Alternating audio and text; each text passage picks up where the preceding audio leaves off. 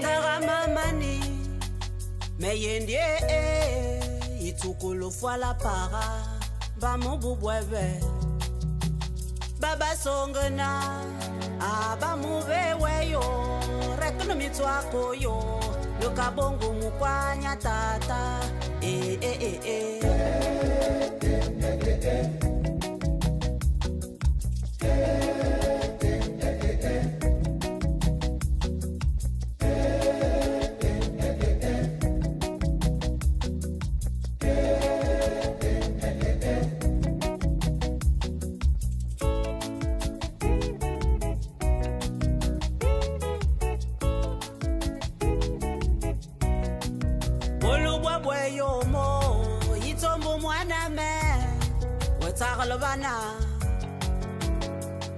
where you my boy, where more my boy, where you really my boy. Temini mwana meisale na bwedi, where moi wakatose mameka yoha, where moi wakamwesme mameka mono, where moi wakaleme mameka yambala, kayambala.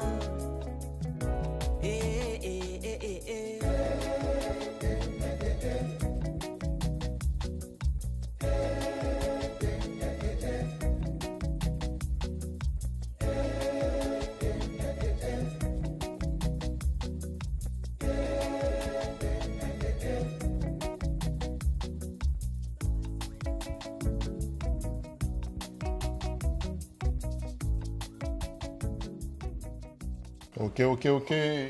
Yeah. Crossover podcast. Épisode. Oula. Ouais, pour l'interrogation. on a du mal à compter. Tu me colles.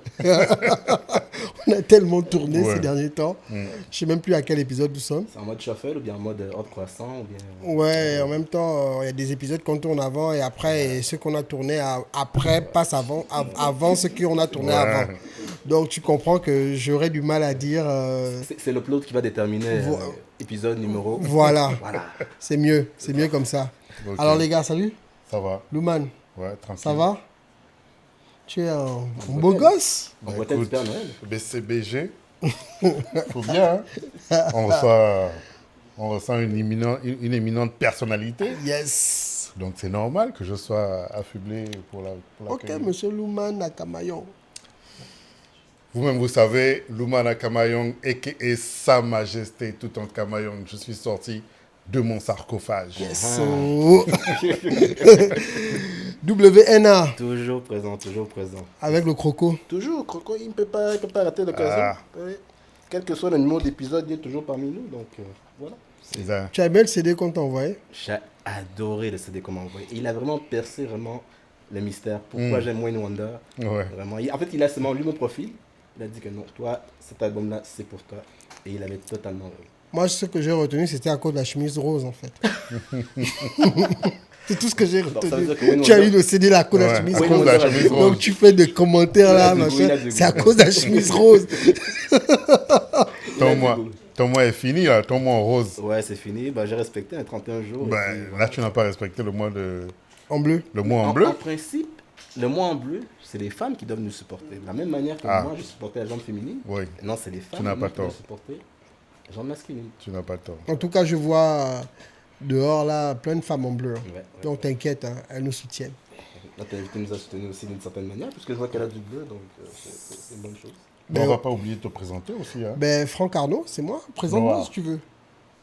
Noir. C'est très simple. Merci. Aujourd'hui, nous sommes avec Louman.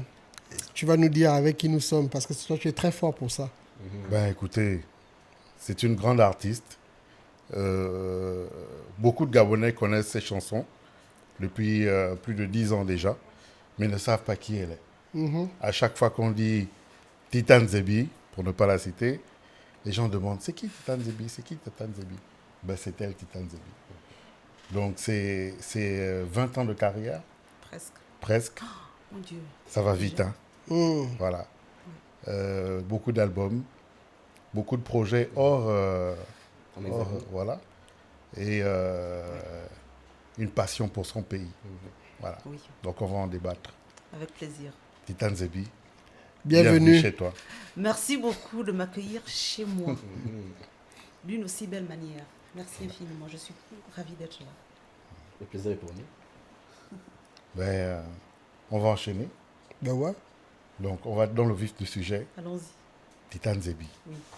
tes inspirations, tes débuts, parle-nous-en. Alors, mes inspirations, je pense à Mbigou, là. Je pense à mon père, l'un des hommes les plus importants de ma vie. Je pense à mes grands-parents, ma grand-mère, la femme la plus importante de ma vie. D'accord. Je pense à mon grand-père, Rolo Maurice. Je pense à Mbigou. C'est un Mbigou qui m'a façonné. Et un peu plus tard, le Gabon. Parce que le Gabon arrive dans mon identité un peu plus tard. Moi, je ne suis pas née gabonaise. Je suis née Nzebi. Et après, je suis devenue gabonaise. Yes. Wow. C'est très beau ce que tu dis. C'est fort. Ouais. Et après, je suis devenue gabonaise. Donc, c'est ça, ce sont mes sources d'inspiration. Et le Gabon est venu donc se mettre au milieu de tout ça. Et donc, mes sources d'inspiration, le Gabon aussi. Donc, partout où je suis passée, je suis partie avec tout ça en moi. Et ce sont des choses qui sont toujours en moi, tout le temps. Et j'écris en pensant à ça. Et voilà, pour l'instant, je m'arrête là. D'accord. Mais comment, d'où te vient l'idée d'aller en studio, d'enregistrer un morceau? Est-ce que c'est... on t'a orienté? Est-ce que quand tu as commencé, tu t'es dit un jour j'aimerais enregistrer une chanson ou un album? Jamais Comment de ça la vie. s'est passé en Jamais, fait? jamais. J'ai même un petit frère qui me connaît très bien parce qu'on grandissait dans la même maison. Il m'appelle toujours par mon deuxième prénom. Il me dit, mais Félicité, quand on grandissait, tu ne chantais même pas. Tu n'écoutais même pas la musique. Pourquoi tu chantes? Qu'est-ce qui s'est passé? Qu'est-ce qui s'est passé? Qu'est-ce qui s'est passé? Qu'est-ce qui n'a pas marché? Qu'est-ce qui n'a pas marché? Ma mère qui me dit, mais maman, tu as fait l'école, pourquoi tu... Maman, laisse l'histoire de l'école tranquille. Laisse. La musique est venue dans ma vie. En fait, c'est parti d'une réflexion autour de nous. Nous avons été colonisés. Quand je parle de ça à mes compatriotes français, et je dis, attendez, ne vous sentez pas coupable, c'est l'être humain qui est comme ça. On a toujours tendance à vouloir dominer les autres, à vouloir faire croire aux autres qu'ils sont plus bas que terre. Et moi, je ne suis pas d'accord avec ça. Ça me vient de mon éducation. Donc, on a été colonisés et donc on s'est toujours traité de sauvages. D'ailleurs, ça existe encore aujourd'hui. Nous sommes des sauvages, on traite les autres, ça, c'est des sauvages. Et donc, j'ai grandi un peu avec ça, à me dire, ben... Je pensais sincèrement quand j'étais petite que l'objectif de vie d'une petite fille africaine, d'ailleurs j'ai failli dire noire, mais en fait nous quand on grandit, on ne sait pas qu'on est noir. On le découvre après. Parce qu'on ne dit pas. Dans mon livre je le dis d'ailleurs, je ne peux pas dire en ma langue je suis noir. En Zebi ça ne veut strictement rien dire. Ça n'existe pas. Parce que je leur ai dit, dans ma famille, il y a des gens qui sont noirs. Par exemple, ma mère elle est noire, mon père il était brun. Noir, ce n'est qu'une caractéristique physique, ça ne peut pas être une identité. Donc, je peux dire je suis noir en français. Je peux dire I am black in English. En Zebi, je suis incapable de dire une telle chose, ça n'existe pas. Et le fait d'être noir, cette identité noire nous a été collée comme quelque chose qui justifie finalement la façon vile que certains nous ont traités pendant longtemps. Donc, on a grandi avec ce truc-là, toujours en train de vouloir devenir quelqu'un d'autre. Et donc, c'est cette réflexion-là qui m'a poursuivi pendant longtemps. Et un jour, je vous saute de plusieurs années, j'arrive en classe de terminale au collège Notre-Dame de Kouaben, ici à Libreville, et je ne suis pas sportive.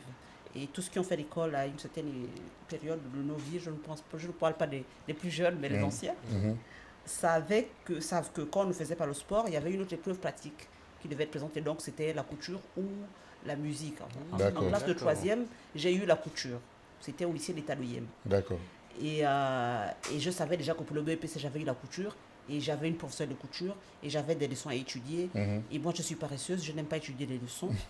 Donc, quand j'arrive en terminale au collège Notre-Dame de Kouaben, on me dit qu'il y a aussi l'option musique. Et moi, j'ai eu une idée étriquée de la musique. Pour moi, la musique, c'est ce que je fais avec mes frères et sœurs tous les jours. On chante. Je n'ai pas une notion d'instrument de musique. Parce que les instruments de musique, ici, on en a très peu. Ici, c'est le tam-tam, c'est la sitar, qui est un instrument plutôt rituel et qu'on ne rencontre pas facilement. La sitar, vous ne la voyez pas n'importe où. Oui, quand vous voyez les gens jouer des instruments chez nous, c'est les sons de tam-tam. On tape des mains, on tape des pieds et on danse et on chante. C'est ça la musique. Pour moi, ça s'arrête à ça.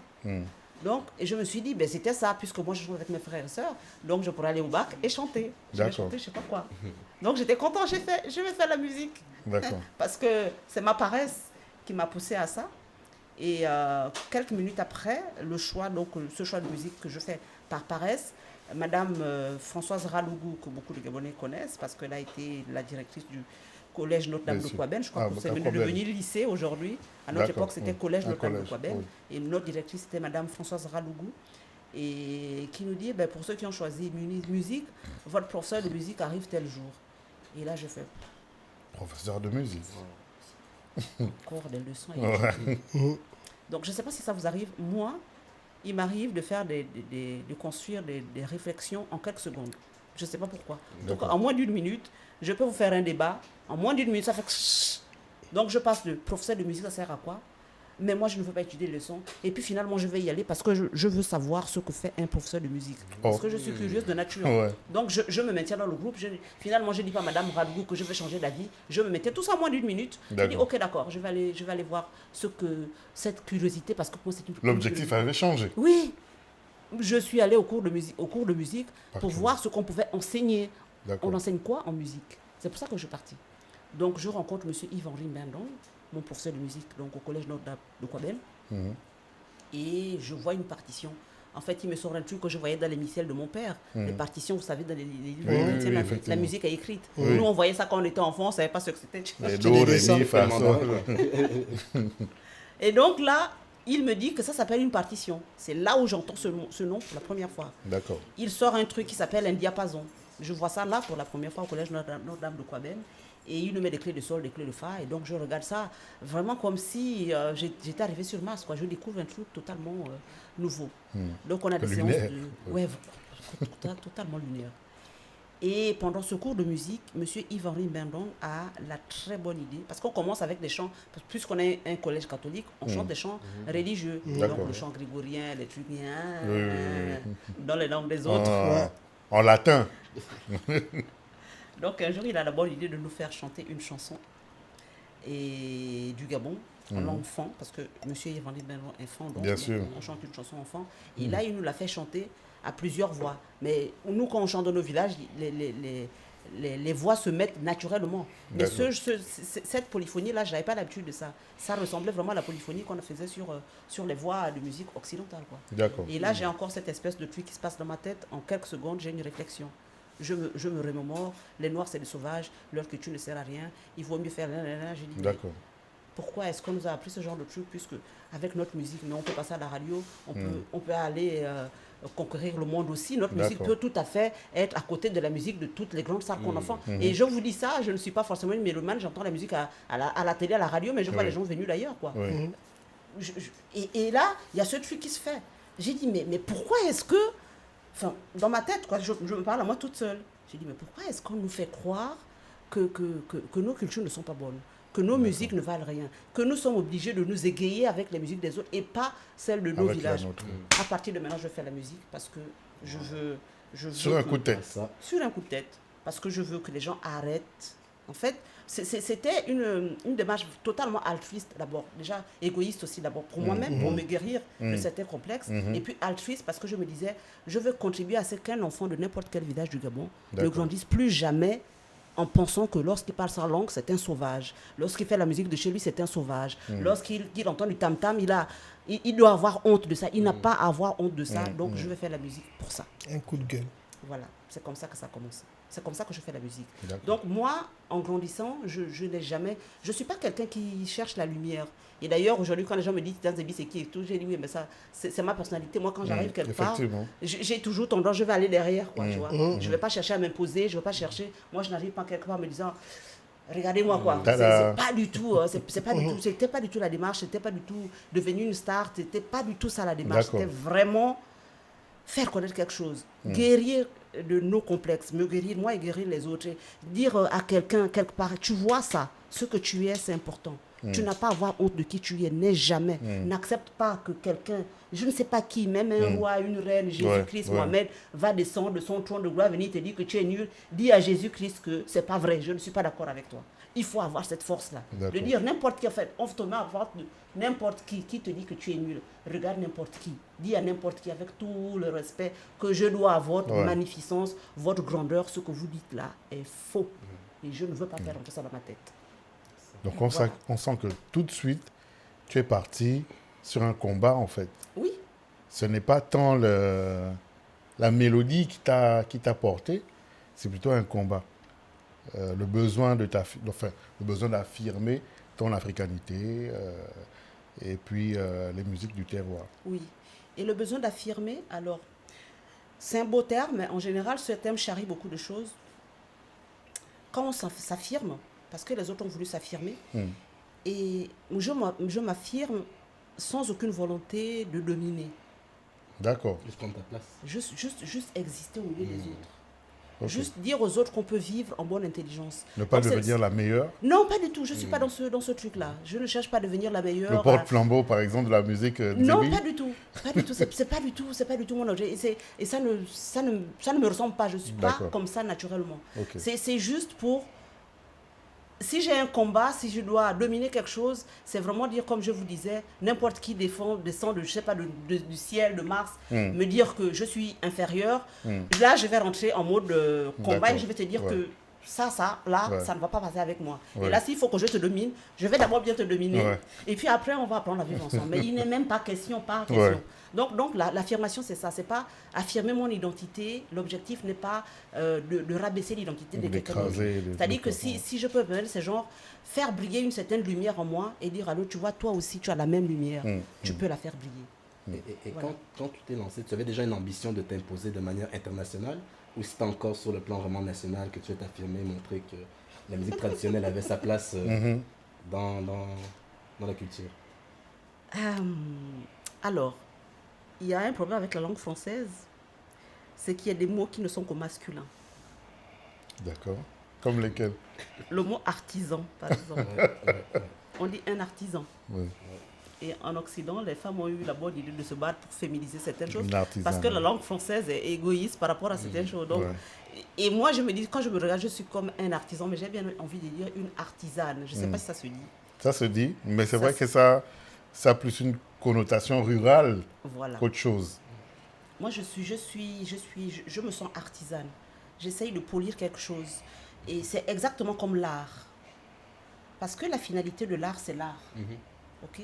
La finalité de l'art, d'abord, ce n'est pas de s'imposer, d'aller sur un marché. Et d'ailleurs, tous ces trucs-là, je ne les connais pas. Parce que comme dit mon frère, ce n'est pas quelque chose qui m'intéresse. Vous savez, il y a beaucoup... Maintenant, aujourd'hui, je me rends compte qu'au Gabon, il y a eu des mouvements, de grands mouvements artistiques. Tout le monde en parle ici. Maintenant que j'écoute un peu quoi. Je me dis, ah oui, mais tel artiste... Moi, je n'étais pas au courant de ça. Effectivement. C'était un focus sur l'œuvre, en fait. Voilà, moi, je suis sur l'œuvre. Et c'était vraiment genre, bon, ben, je vais poser cette tasse-là. Et puis, advienne que pourra. Il n'y a pas d'objectif. Et justement, tu commences à enregistrer où? Au Gabon? Je commence, donc, alors, quand j'ai cette réflexion au collège Notre-Dame de Kouaben, je sors de là. Quelques années auparavant, il y a des jeunes de Mbigou qui ont créé un groupe. D'accord. Qui s'appelle Mouyanga. Quand je dis Mouyanga, oui, on connaît, oui. Ça parle à beaucoup. On connaît. Mouyanga se créait. C'est des chansons qu'on chantait des gens dans Barbier. Et c'est le genre de chansons, par exemple, moi, mon père a voulu qu'on aille tous à l'école. Okay? Et je ne suis initiée à rien. Il y a beaucoup de gens qui me disent, mais un journaliste en France, le TV5 Monde, m'a reçu, avant de me recevoir sur son plateau, là, sur TV5 Monde. Et donc, il voulait savoir qui j'étais. Et il me dit, mais Titan Zebi, on se rencontrait pour la première fois. Il me regarde, il me dit, mais il affirme. Il me dit, mais vous êtes une initiée. Comme ça, genre, il a rencontré la grande pétresse. Et moi, si je le rencontre, je dis, non, je ne suis initiée à rien. Et il me regarde et me dit, mais Titan Zebi, on ne peut pas faire ça sans être initié. Et je lui réponds, ben monsieur, je le fais sans être initié. Je ne suis initié à rien parce que papa n'a pas voulu que ses enfants soient initiés. C'était quelqu'un de chrétien, etc. Les enfants allaient à l'école. Donc, j'ai grandi un peu à côté de ces choses-là. Je ne connaissais pas la musique traditionnelle. Et justement, cette réflexion m'a donné envie d'aller connaître la musique, travers la musique. Donc, le groupe Mouyanga se créait et je suis allée à Mouyanga. J'ai commencé la musique. C'est là que tu as fait tes classes. C'est là que j'ai fait mes classes. On jouait dans les veillées, dans des trucs. Souvent, j'ai raconté ça à plein de gens. Et tu gagnais combien d'argent? Ça, c'est encore quelque chose. Je pose la question. Est-ce que tu gagnes de l'argent avec la musique? Souvent, je fais, pardon? gagner de l'argent avec la musique, mais je ne fais pas la musique pour ça, c'est pas ça ma démarche. Moi, je cherche l'argent pour faire vivre ma musique, pas pour gagner. Donc, j'ai commencé à Muyanga, donc on a grandi, donc on a posé le verre, et puis le verre a fait en sorte qu'on aille là, vraiment, la voie s'ouvre, quoi. Devant moi, par elle-même. Je ne me fixe pas des objectifs, parce que c'est un monde que je ne connais pas. Je ne sais pas, les studios, les machins, les trucs, je n'en ai jamais, je ne connais pas. Grosse dédicace à Muyanga, que j'ai vu exceller dans plusieurs cérémonies. Ah, ils sont bons, hein. Ils sont très bons. Ah, mais j'ai presque envie de vous dire, je ne sais pas, si je dis ça aux jeunes, ils vont peut-être mal le prendre, mais le Muyanga d'aujourd'hui, là, qui est très, très, très, très bon, ils sont très bons. Ça dit qu'à côté de Muyanga, où moi j'étais les fondateurs, les grands frères. Oui. Oh, c'est rien. Et j'imagine. Les gars, ils sont forts. Ouais, c'est des gars, il faut les voir. Il y a un point que j'ai retenu tout à l'heure, que Titan Zebi a pris Barbier. Oui, j'ai pris Barbier. Il y en a qui ne connaissent pas Barbier. Il faut qu'on explique c'est quoi Barbier. Barbier, c'est une grande histoire. Il faut expliquer c'est quoi Barbier, parce qu'il y en a qui ne connaissent pas Barbier. C'est une histoire du Gabon. Ouais, il faut que j'explique Barbier. Ouais.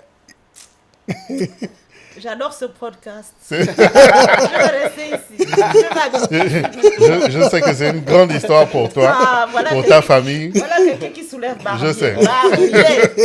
Barbier. Explique-nous, Barbier. Donc, les chansons de Muyanga, là, en fait, quand on voyage là-bas, alors, Barbier, recommençons d'abord. Barbier, c'est une compagnie française qui a été créée, dont le siège social était à Mouila. Oui. Donc, ils avaient des cars qui faisaient la connexion, donc le sud du Gabon jusqu'à Libreville.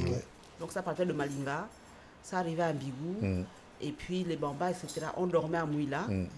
Et on dormait à Mouila parce que le voyage était long. Et après, le lendemain matin, on prenait le Barbier pour arriver à Libreville. Et c'était un long voyage. Oui. Et je ne sais pas s'il y a des gens qui vont... Non, mais c'est intéressant, quoi. Donc, on montait dans le Barbier. Et puisque le voyage était long, on se retrouvait entre enfants du même village. Donc, on a commencé à chanter nos chansons. Et je peux vous assurer que ce qu'on a fait dans Barbier, la musique qu'il y avait dans Barbier, là, on faisait ça déjà avant Muyanga. On se retrouvait et là, on prenait les machins là et on envoyait la musique. Mais c'était à fond parce qu'il fallait voyager. Et puis, il y avait un brassage culturel qui se faisait. Parce que de Malinga jusqu'à Mbigou, nous sommes tous Nzebi. Il y a quelques Massango par là aussi, mais les Massango et les Nzebi, c'est le même peuple. Et puis quand on arrive les Bambatas, tout ça là, c'est les Nzebi. On arrive en Dende. Les Pounou vont ranger. Et en même temps, il y a une sorte de concurrence. Mais attends! Donc les Pounou, nous on est déjà en Mbigou, là-bas, déjà à fond dans nos chansons. Les Pounou rentrent, ils viennent avec leur Lukoku. Donc il y avait une concurrence qui se faisait entre les chansons Pounou et les chansons Nzebi. Je me souviens d'un voyage, les Pounou ont chanté, les Nzebi ont chanté, les Pounou ont chanté, mais les Nzebi chantaient tellement bien que les Pounou ont dit non, c'est bon, vous avez... La concurrence sud-sud, c'est fort, hein? Vous avez gagné, quand vous faites le voyage, je vous dis, quand vous faites le voyage sur les Chibanga, Dende, Mila, tout ça, jusqu'à Mbigou, Malinga, etc., c'est une concurrence terrible. C'était terrible, le voyage dans Barbier. Même dans les conversations. C'était terrible. Tu as vu Barbier? Tu sais à quoi ça ressemble, Barbier? Oh là là. Je suis encore très jeune. Ouais. En fait, je suis encore podcast, en fait. C'est grand frère. Et puis, moi, je suis Barbier. C'est la première fois qu'on parle de Barbier. Il faut parler de Barbier. Et mon père était le représentant de Barbier à Mbigou, donc. Voilà, il faut le dire. Les gens partaient de la boutique de mon père. Voilà, donc on montait dans Barbier. Et c'est là où quasiment ça a été ma première scène. Mais là encore, j'étais pas encore en terminale. J'ai pris Barbier, j'étais en classe de 6e avec mon grand frère qui m'amène à OIM. Voilà, et c'est comme ça que je commence. Donc, on faisait ces chants-là. Et puis après, le groupe Muyanga s'est constitué. C'était le premier groupe qui se constituait sur des bases seulement culturelles. Parce que ces chansons-là, on les chante. Si vous allez dans les veillées d'Nzebi, mais je parle d'Nzebi parce que c'est ce que je connais, mais dans toutes les ethnies du Gabon, quand on se retrouve dans les veillées, on fait quoi? On chante, non? Oui, bien sûr. Du village, tout le monde. Mais là, ce groupe-là a décidé de rendre ça un peu plus formel, de créer un groupe. Et c'était le premier groupe, en tout cas ambigu, à connotation uniquement culturelle. Parce que jusqu'ici, le Gabon connaît les groupes d'animation. Les groupes d'animation, c'était des gens, c'était du militantisme. C'était politique. Là, il y avait rien. C'était vraiment la première association culturelle que j'ai vue de ma vie. C'était culturel, c'était pour nous-mêmes partager nos chansons. Et puis aller quand un Zébi se marie avec les autres, donc on y va. Et c'est comme ça qu'ils ont commencé à se faire connaître dans les mariages, etc. Parce que les gars étaient puissants, ils étaient violents. Donc ça se crée quelques années avant mon bac. Donc j'ai cette réflexion-là où je me dis, donc il faut que je connaisse ma culture. Qu'est-ce que je fais? Qu'est-ce qui m'accueille? Je ne vais pas dans un studio, je vais aller à Muyanga. Parce que je veux me reconnaître, guérir des complexes que j'ai par rapport à ma musique traditionnelle que je ne connais finalement pas. Et la meilleure école pour moi, c'est quoi? C'est Muyanga qui était déjà là. Donc je vais à Muyanga. Malheureusement pour moi, je suis en classe de terminale. Je passe mon bac et pour ceux qui connaissent un peu ma famille en Pigou, c'est une famille où tout le monde va à l'école. Et les gens nous appellent pompeusement, certaines personnes nous appellent pompeusement famille d'intellectuels, etc. Donc moi je suis la petite dernière, je suis l'avant-dernière d'une famille de 9. Si je pars de la famille au centre étriqué occidental, papa, maman et les enfants. Donc papa, maman et les enfants, nous sommes 9. Je suis la petite dernière, donc la petite têtue. C'est toi. Comme moi ici. Donc je vais à Muyanga, je suis en... Et qui ne voulait pas aller à l'école? Non, si, Qui si, voulait pas étudier. Elle voulait aller à l'école. Moi, je suis à l'école, moi, j'adore étudier. Je continue à étudier. Je voulais aller à l'école, mais je faisais des sorties de route. En évitant certaines matières un peu chiantes. Donc, je vais à Muyanga, justement, donc pour connaître ça. Et je suis en terminale et je vais à l'école et j'ai plutôt de bonnes notes et je suis promise à une belle carrière dans l'administration. D'accord. Donc, la première chose que les gens font, et c'est paradoxalement, ma famille, comment dire, de la maison, direct, parce que nos familles ne sont pas celles de la maison, c'est plus large que ça. Je parle aux Africains, vous savez de quoi je parle. Mais en tout cas, la famille élargie me décourage, me dit non. Tu es de telle famille, tu es en train de faire ton bac, tu vas certainement l'avoir, tu ne vas pas perdre ton temps à faire des choses de villageois. C'est ce qu'on me disait, c'est des trucs de villageois. Arrête de faire des trucs de villageois. Je dis, mais nous sommes des villageois. Est-ce que c'est pas ça qu'on nous en parle?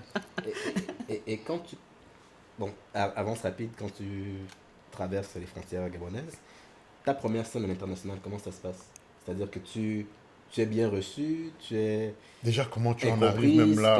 Comment ça se passe quand tu presses pour la première fois là-bas? Parce que j'imagine que c'est un contraste quand tu arrives de l'autre côté de l'Hexagone. Bon, c'est pas les mêmes repères. Et puis en plus, elle n'avait pas fait de spectacle avant ça, ici. Comment ça J'ai fait mon premier spectacle avec Goumi Ambigou en 2000. D'accord. Je suis partie en 97, mais là c'était Ngoumi, la première sortie de Ngoumi, avant qu'on enregistre l'album, que le gars connaît et tout ça. Donc je fais mon premier spectacle, vous avez dit pour commencer, le premier contrat et tout ça. Hors du Gabon, le premier contrat. Ça c'est quelqu'un. Contrat aux prestations. Ça c'est quelqu'un qui parle de l'art d'une façon que je ne connais pas, les contrats, les prestations, les cachets, je veux dire. la prestation, le management, tout ce qui est totalement éloigné de Titan Zébi en fait. Ma première scène à l'international, pour moi c'est une scène, c'est une grande scène, mais pour beaucoup d'artistes, ce n'en est pas. Mais j'aime parler de ça, même là-bas en France, alors à quel point j'aime faire les sorties de route. Quand j'ai commencé à travailler, les gens me disaient, oui, mais il ne faut jamais dire que tu as commencé à faire la musique dans les bars et les cafés à Paris, c'est dévalorisant. Je dis dévalorisant pour qui? C'est dévalorisant pour qui ne sait pas comment se construit une carrière d'artiste, en fait. C'est dévalorisant pour qui ne sait pas que c'est important de passer par là pour construire quelque chose. Donc, je vais continuer à parler de ça. Maintenant, si toi, ça te dérange, il faut me laisser tranquille, pardon. Laisse-moi. Donc, mon premier concert en France, c'est dans un café. Je crois que c'est dans le quartier de Belleville. Et quand j'ai commencé, c'était dans les bars. Donc, tu arrives dans un bar et donc tu vas dire, bonjour, est-ce que je peux jouer ici? J'ai quelques... Au culot. Bien sûr. Ouais. Bien sûr. J'ai collé des affiches, j'ai distribué des flyers, j'ai porté des baffles. Attention. Ah oui. Moi, on ne me la fait pas. Je connais le métier peut-être mieux que vous. Hustler, comme disent les anglophones. Voilà. Ouais. Donc, c'est dans un café dans le quartier de Belleville. Et quand tu arrives dans un café, donc tu dis, voilà, j'aimerais vous jouez dans votre bar, est-ce que vous jouez de la musique ici? Et je sais que c'est la musique africaine et que les gens, déjà même ici au Gabon, les gens m'ont dit ne fais pas ça parce que c'est des trucs de villageois, ça n'intéressera personne. Donc je pars avec tous ces discours-là, on me dit ça n'intéressera personne. J'ai dit bon, bonjour monsieur, est-ce que ma musique de villageois pourrait vous intéresser éventuellement? Et donc dans les bars, on vous dit oui, vous pouvez, la scène c'est ça. Le gars il est en train de faire ses cafés. Son bistrot. Et oui, dit, oui, vous pouvez jouer là. Vous poussez les tables et vous vous mettez là. Donc il n'y a pas de cachet, il n'y a pas de... C'est une opportunité qui t'est offerte pour faire venir qui tu veux. Et puis le bar, lui, s'il a des gens qui viennent pour consommer à son bar, il est content. Bien sûr. Et s'il n'y a personne, ben, il n'a rien perdu puisqu'il ne te paye pas. Voilà, donc c'est comme ça que j'ai commencé. À l'époque, j'étais piano-voix. Donc il y avait un piano. À l'époque, je cherchais des endroits où il y avait un piano. D'accord. Donc on a fait ce premier concert. Quelques personnes sont venues, des gens que je connaissais. Et ça a été ma toute première scène.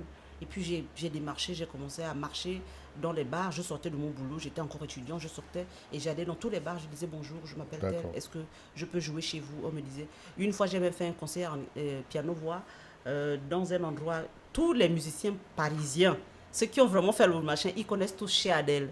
Genre, si tu es musicien parisien, que tu ne connais pas chez Adèle, vraiment, c'est que tu as commencé à l'Olympia, quoi. Si tu as commencé comme moi, tu connais forcément chez Adèle. C'est une institution. C'est un bar. Passage obligatoire. Pour certains, pas pour d'autres. Donc je suis allée chez Adèle et Adèle, je me souviens que là on a joué sur un piano, il manquait 2 touches, par exemple. Waouh. Ça commence bien.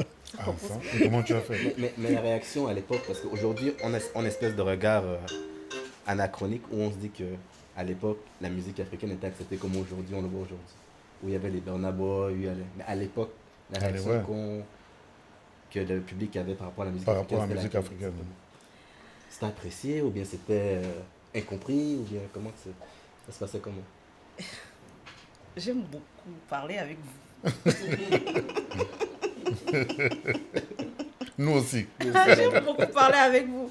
Parce que vous avez des références qui sont pas du tout les miennes et des visions, mais c'est normal. C'est pas un reproche, pardon. Bien sûr. Pardon, ne le prenez pas mal. Hein. Jamais.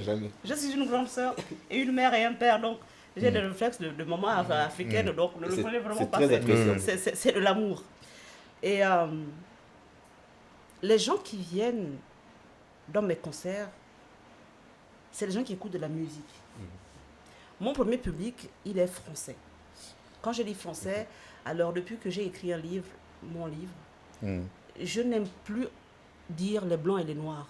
C'est tellement réducteur, c'est tellement ridicule. En plus, les noirs ne sont pas noirs, les blancs ne sont pas blancs. Donc, on parle de couleur. Je sais pas pourquoi on s'accroche à ce truc. Je suis noir. Ah bon, c'est sûr, quand tu te regardes, tu es comme ça, là. Ça, c'est noir. Blanc, c'est ça. Souvent, on dit ça. Toi, tu es comme ça. Non, bon, pourquoi tu dis que tu es blanc? Bon, bref. Donc, les gens qui viennent en premier dans mes concerts, c'est en dehors de quelques membres de ma famille qui me suivent, qui sont venus quelques rares fois, parce que, voilà, ils étaient soi-disant blancs. C'est des gens qui écoutent de la musique. Ils ne se posent pas la question de savoir en quelle langue tu chantes, de quel pays tu viens. Ils écoutent de la musique.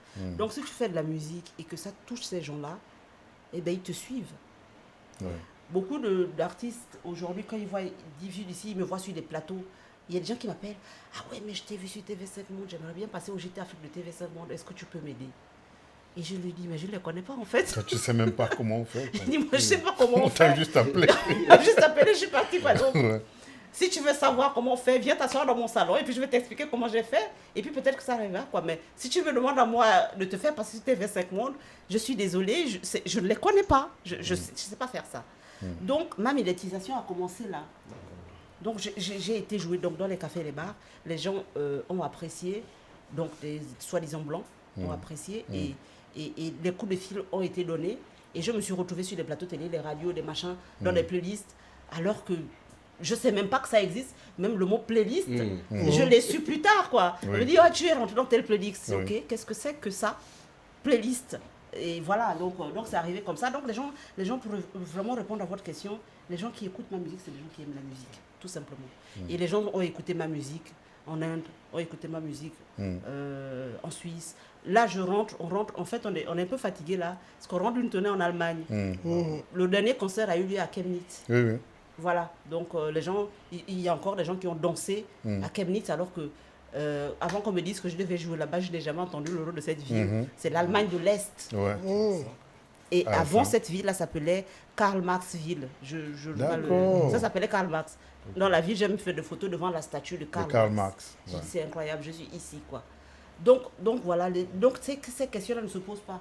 En fait, c'est justement, c'est pour ça que je moque de vous un peu gentiment.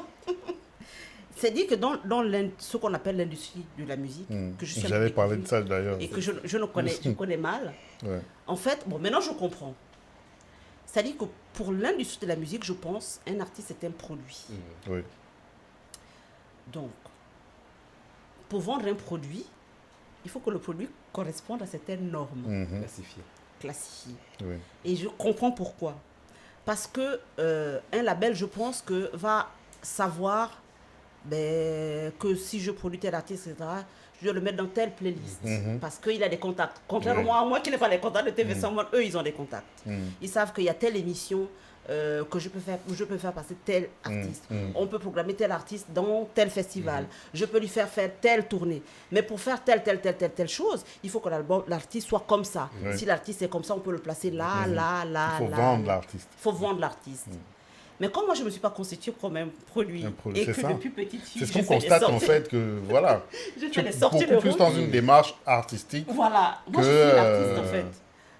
Donc si vous avez des débats de produits marketing à vendre, en fait, c'est pas moi. Et je vais vous fatiguer. Mais l'industrie te classifie comme étant artiste world music, c'est ça? Oui. Comment tu prends ça justement qu'on t'appelle artiste world music? Alors que toi tu fais de la musique traditionnelle locale. Mais quand tu es du côté de l'Hexagone, on dit que tu fais la world music. Comment tu perçois ça? Alors, personne ne m'appelle comme ça, en fait. Ce qui se passe, c'est que quand je mets par exemple mes chansons sur Believe, parce que c'est mon distributeur numérique. Oui. Ah d'accord, tu as Believe. Je suis à Believe. Ah super. Je suis à Believe, France. Oui. Et donc quand je mets mes chansons sur Believe a besoin de savoir où il me classe. Donc il y a des classifications puisqu'ils ont classé les artistes. Il y a world music, il y a jazz, il y a rock, il y a metal, il y a machin. Hip-hop aussi, ils produisent beaucoup de hip-hop. Voilà. Et donc moi, le truc le plus approchant, c'est world music. Donc je me mets là-dedans. Parce que je suis obligée de mettre là. Si je ne clique pas, le truc il n'avance pas, je ne peux pas mettre ma chanson. Donc je clique world music. Je vais vous raconter encore un autre truc que je fais avec Believe, ça me fait rire à chaque fois. Ça. Il faut choisir une langue pour sa chanson. Moi, je chante en Zébi, il n'y a pas le Zébi. Ah, ça n'existe pas. Il n'y a pas le Zébi. Internationalement, ça n'existe pas. Ça. Dès que j'ai signé le contrat avec vous, je leur ai dit, les gars, moi, je chante en Zébi. Je fais comment pour mettre Zébi? Et là, la personne qui s'occupait de moi, là, elle s'appelait Aurore à l'époque. Je me souviens de son nom, Aurore Longchard. Elle me dit, il n'y a pas cette langue, vous n'avez pas la possibilité de mettre la langue que vous voulez. J'ai dit, donc je vais dire que je chante en français. Ils disent que vous chantez en français. J'ai dit, chiche, je vais le dire.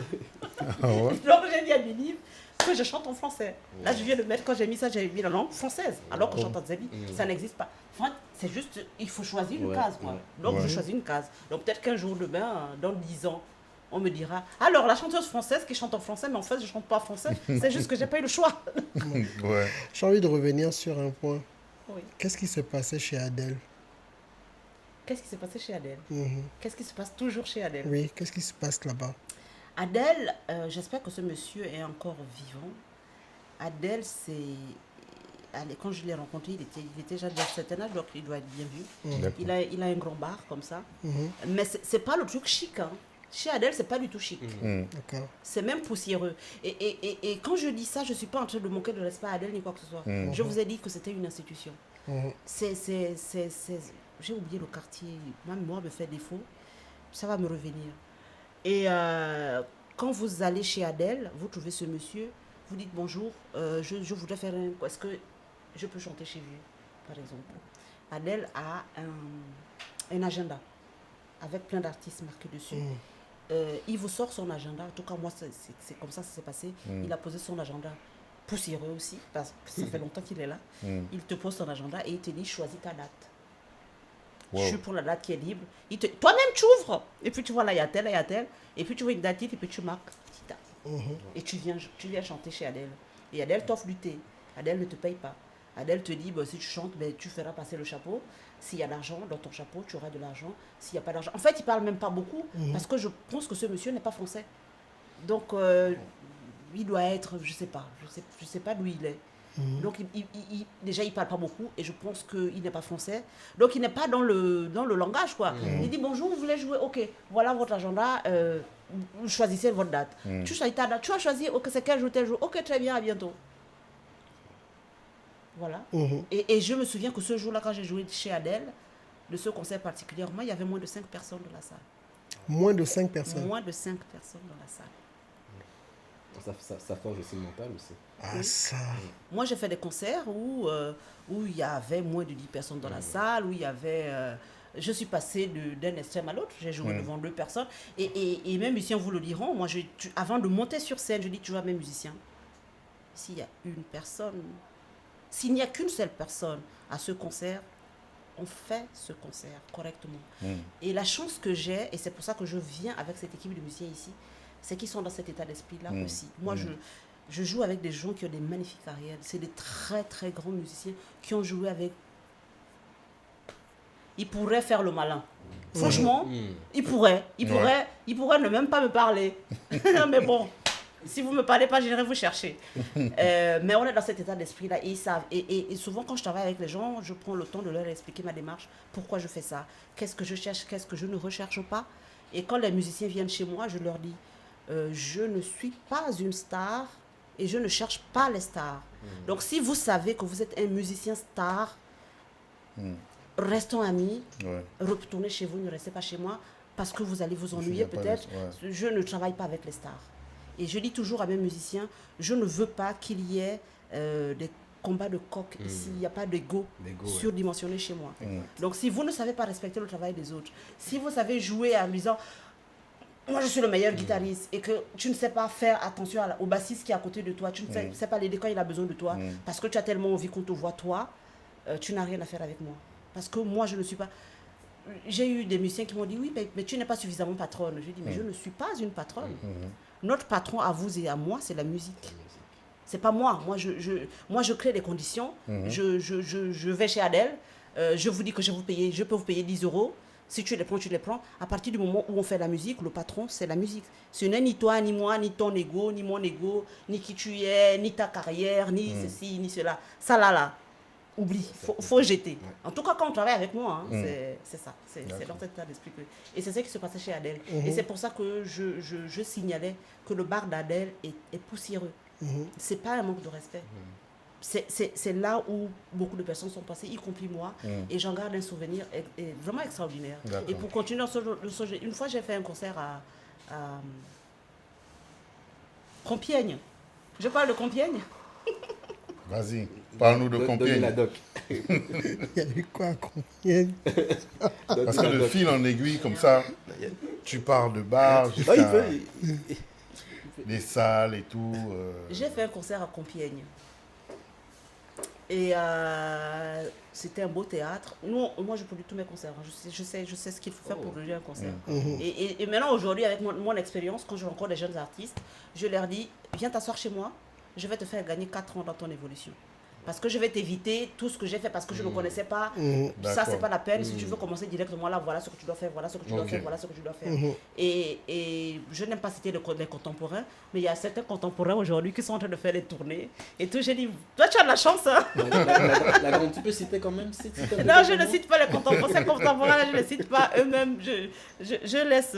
Ils n'ont qu'à se débrouiller avec leurs histoires. Donc Compiègne, on prend cette salle. Donc, en fait, quand les gens font ils louent des salles. Donc, moi, je fais le travail d'un producteur. Je loue la salle et je commence à comprendre comment fonctionnent les régies publicitaires. En fait, on fait de la communication sur Compiègne, toute la communication possible.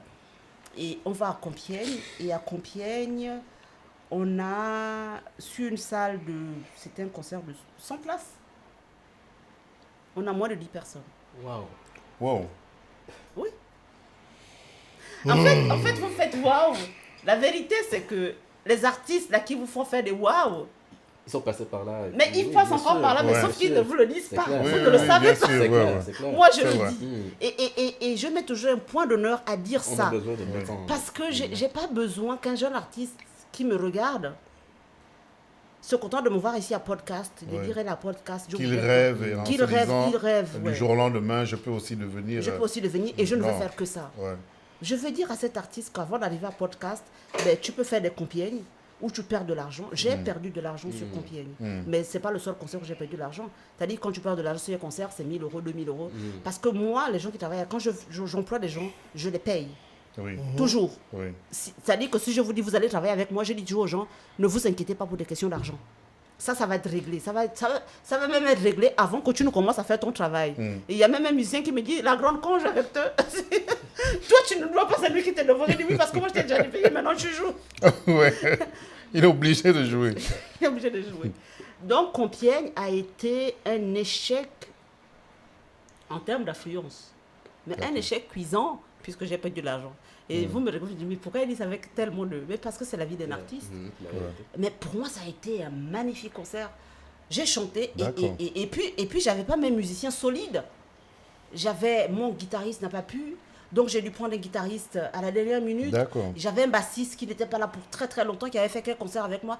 Donc il n'a pas la maîtrise que les autres là, qui arrivent là. Il n'a pas la maîtrise. Donc j'avais 2 jeunes hommes français, je le dis parce qu'ils ne connaissent pas... Peut-être que si je prends un Africain qui connaît un peu, il peut se débrouiller. Mais là, c'est des Français soi-disant blancs. C'est pas leur culture.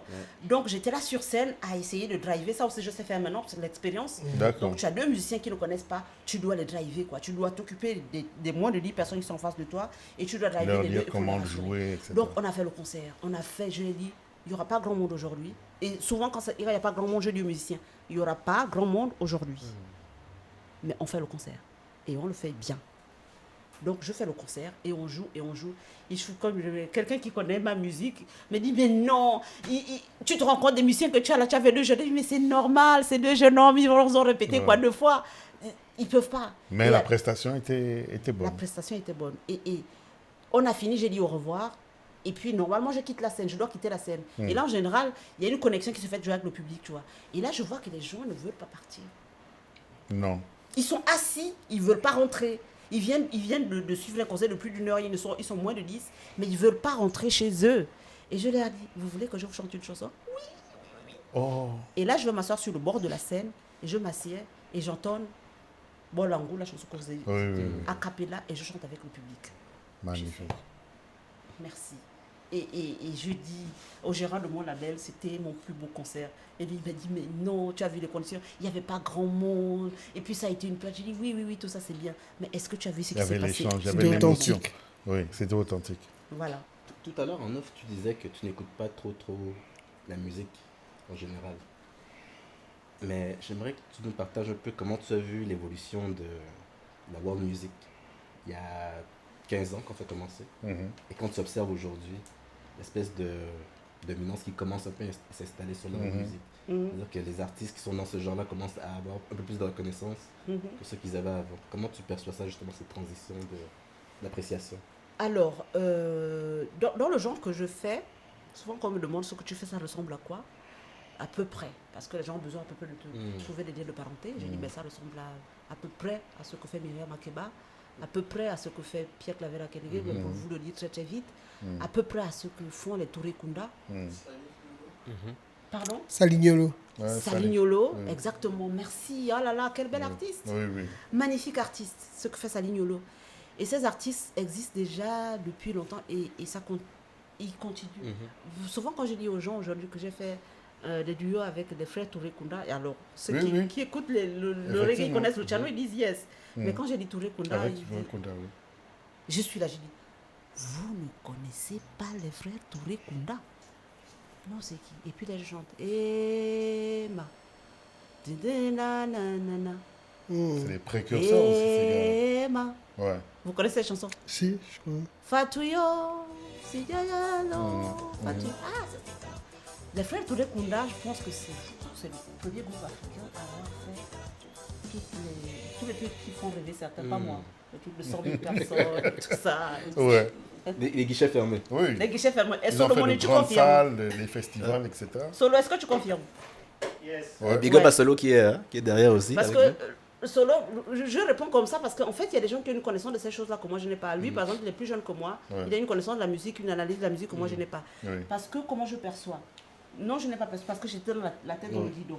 J'étais en train de discuter, de discuter mes affiches, de chercher le bar où je pouvais jouer, de savoir comment je gère, parce que tu as géré les répétitions avec les musiciens. Donc moi, ce que je perçois plutôt, c'est que ça fait longtemps que la musique africaine est sur les grandes scènes. Et il y a un truc que j'ai aussi vu à Liverpool, le festival, le Oye Festival. J'étais là et il y avait des centaines, non, des dizaines de milliers de personnes, si ce n'est parce que j'ai un sens de proportion qui est bizarre. Et c'était un festival, le Oye Festival. Après, on sait que ce sont des festivals qui drainent beaucoup de monde. Énormément de monde, des festivals que les gens attendent 1 an, 2 ans, 3 ans, selon leur date. Et heureusement où beaucoup d'artistes world ou africains sont appréciés justement quand ils... Oui, effectivement. Mais le Oye Festival, ce n'est qu'un festival de musique africaine. Ça s'appelle Africa Oye. En plein Liverpool, pendant plusieurs jours, vous avez des dizaines, des milliers d'Allemands. J'ai assisté à ça. Et j'étais là, je me faisais encore cette espèce de réflexion dans ma tête. À l'affiche, la tête d'affiche cette année-là, c'était Oumou Sangaré. Oui. Il y avait Kanda Bongoman, dont je n'avais pas écouté la musique depuis longtemps. Il y avait Valérie et Koum, il y avait... Et j'étais là, je disais, mais en fait, ce que les artistes africains font sur les scènes internationales, il n'y a aucun homme politique africain qui l'a fait. Les politiques ne l'ont pas fait. Est-ce que vous avez déjà entendu parler qu'il y a une rencontre de politiques, des chefs d'État africains par exemple, qui vont au Japon, qui vont chaque année? Vous avez déjà entendu parler de ça? Ça n'existe nulle part. Or, toutes les grandes villes européennes ont, enfin, toutes les villes qui se respectent, ont un gros festival de musique africaine. Et quand je vous dis gros festival, mais vous n'imaginez même pas ce que c'est, quoi. Donc, les artistes africains ont mis en place une diplomatie culturelle, mais de très haut niveau, mais d'une puissance incroyable que nos politiques n'ont pas réussi à faire. Donc, qu'est-ce que je perçois? Ce que je perçois, c'est que la musique africaine est très bien implantée sur les scènes internationales, et ça depuis longtemps. Alors, parfois, on ne le perçoit pas, parce que du coup, c'est des choses artistiques, ce n'est pas des choses forcément commerciales. Donc, vous n'allez pas voir ça sur les grandes chaînes de télévision, vous n'allez pas forcément... Mais moi, j'ai été dedans, j'ai vu ça, mais c'est juste incroyable. Et moi qui suis du coup, je fais la musique et j'envoie des dossiers pour assister dans des festivals, mais les festivals africains en Occident, mais c'est quelque chose de... En Suisse, il y en a plein, en Allemagne, il y en a plein. Là, je rentre de Chemnitz, en Allemagne de l'Est. J'ai traversé le mur de Berlin, enfin, là où il y avait le mur de Berlin. Mon gérant, là, il y avait le mur de Berlin. J'ai traversé, je suis allé jusque là-bas. C'était un festival de musique africaine. Et en face de moi, il y avait des gens majoritairement des soi-disant blancs. On n'est jamais roi chez soi, tu es d'accord avec ça? On n'est jamais roi chez moi, on pourrait l'être. C'est juste que ici, je pense qu'on n'a pas la même perception de la culture que les autres. On est plus dans des choses qui sont culturelles, qui sont le produit de la culture, de la musique, mais ce n'est pas le plus important, enfin, selon moi. Et les autres sont dans ces choses importantes-là, dans la mixité, dans comment on utilise la... Par exemple, là, la loi, pourquoi m'invite? Parce que c'est pour une raison citoyenne importante. Ils ont besoin que les communautés se rencontrent. Donc, ils ont besoin que les gens qui sont là vibrent sur des musiques africaines. J'ai chanté dernièrement avec une immense chanteuse corse, Batista. Oui. Ah là là, quelle chanteuse! J'avais vu le lien magnifique. Et Batista, une fois qu'on a fait ce duet, chante dans sa langue corse, moi je chante en zéli, c'est une immense chanteuse. Et elle me dit, tu vois Tita, après ce qu'on vient de faire là, on n'a pas besoin de porter des pancartes pour dire que le racisme c'est nul. On a juste à faire ce qu'on a à faire, et puis après le reste, ça ne nous regarde plus. Voilà la puissance de l'art. Ça unit des gens, ça crée des ponts, et ces ponts-là sont construits depuis des années, et on continue à les construire, parfois à des plus petites échelles, et d'autres à des très très grandes échelles. Donc, pour revenir à votre question, je ne m'inquiète pas de ça. Parfois, vous avez l'impression que ça fait ça et tout ça. Oui, c'est normal. Myriam Makeba est toujours là.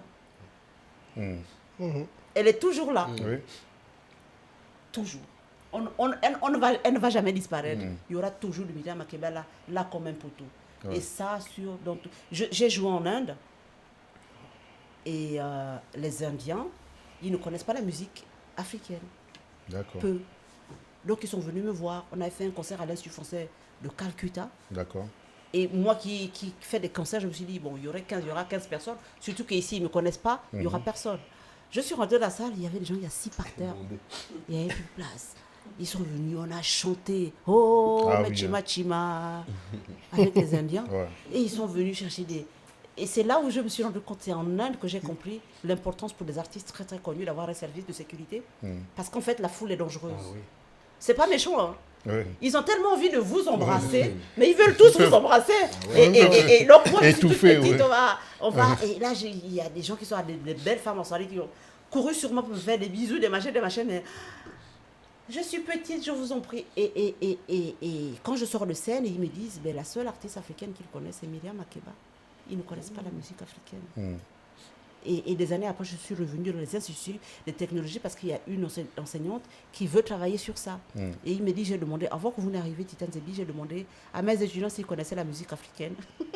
Ils ont dit oui. Et donc, il leur a demandé, vous connaissez qui comme artiste africain? Ils ont dit Drake. J'ai rigolé. Drake, ouais. Le côté, voilà. Ouais. J'ai dit, non, c'est sérieux. Il m'a dit oui. Il m'a dit, est-ce que vous vous rendez compte, compte à quel point vous êtes utile? Il faut que vous reveniez ici rencontrer les étudiants. Parce qu'ils ont besoin de le savoir. Donc l'art aussi fait ça. Ouais. Et donc il y a en Occident, donc il y a beaucoup de choses qui se font avec les écoles, qui se font dans les prisons, qui se font. Et ça, ce truc-là, les gens ne le voient pas. Oui. On voit plus. Voilà, ce qui est visible. Alors, sur ton parcours, tu pars des bars jusqu'aux salles de spectacle, jusqu'au festival.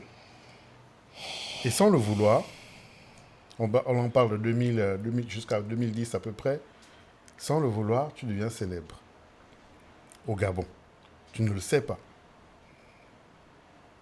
Sans le vouloir, même en Europe, tu es appelé par de grands artistes qui t'apprécient, qui veulent des featuring, etc. Comme Luciano, qui est un grand artiste reggae. Tes musiques jouent au Gabon.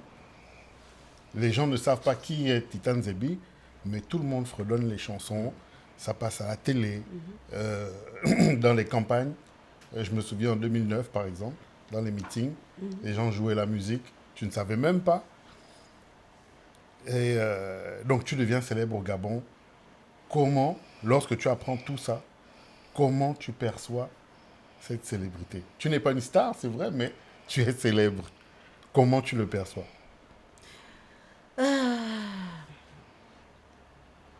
Souvent, je suis étonnée de voir ça, parce que vous avez compris que je suis en autoproduction, avec tout ce que je vous ai dit, même si je n'ai pas mis ces mots-là. Vous comprenez que je me bats beaucoup pour ce que je fais. Je mets mon argent, j'en perds beaucoup.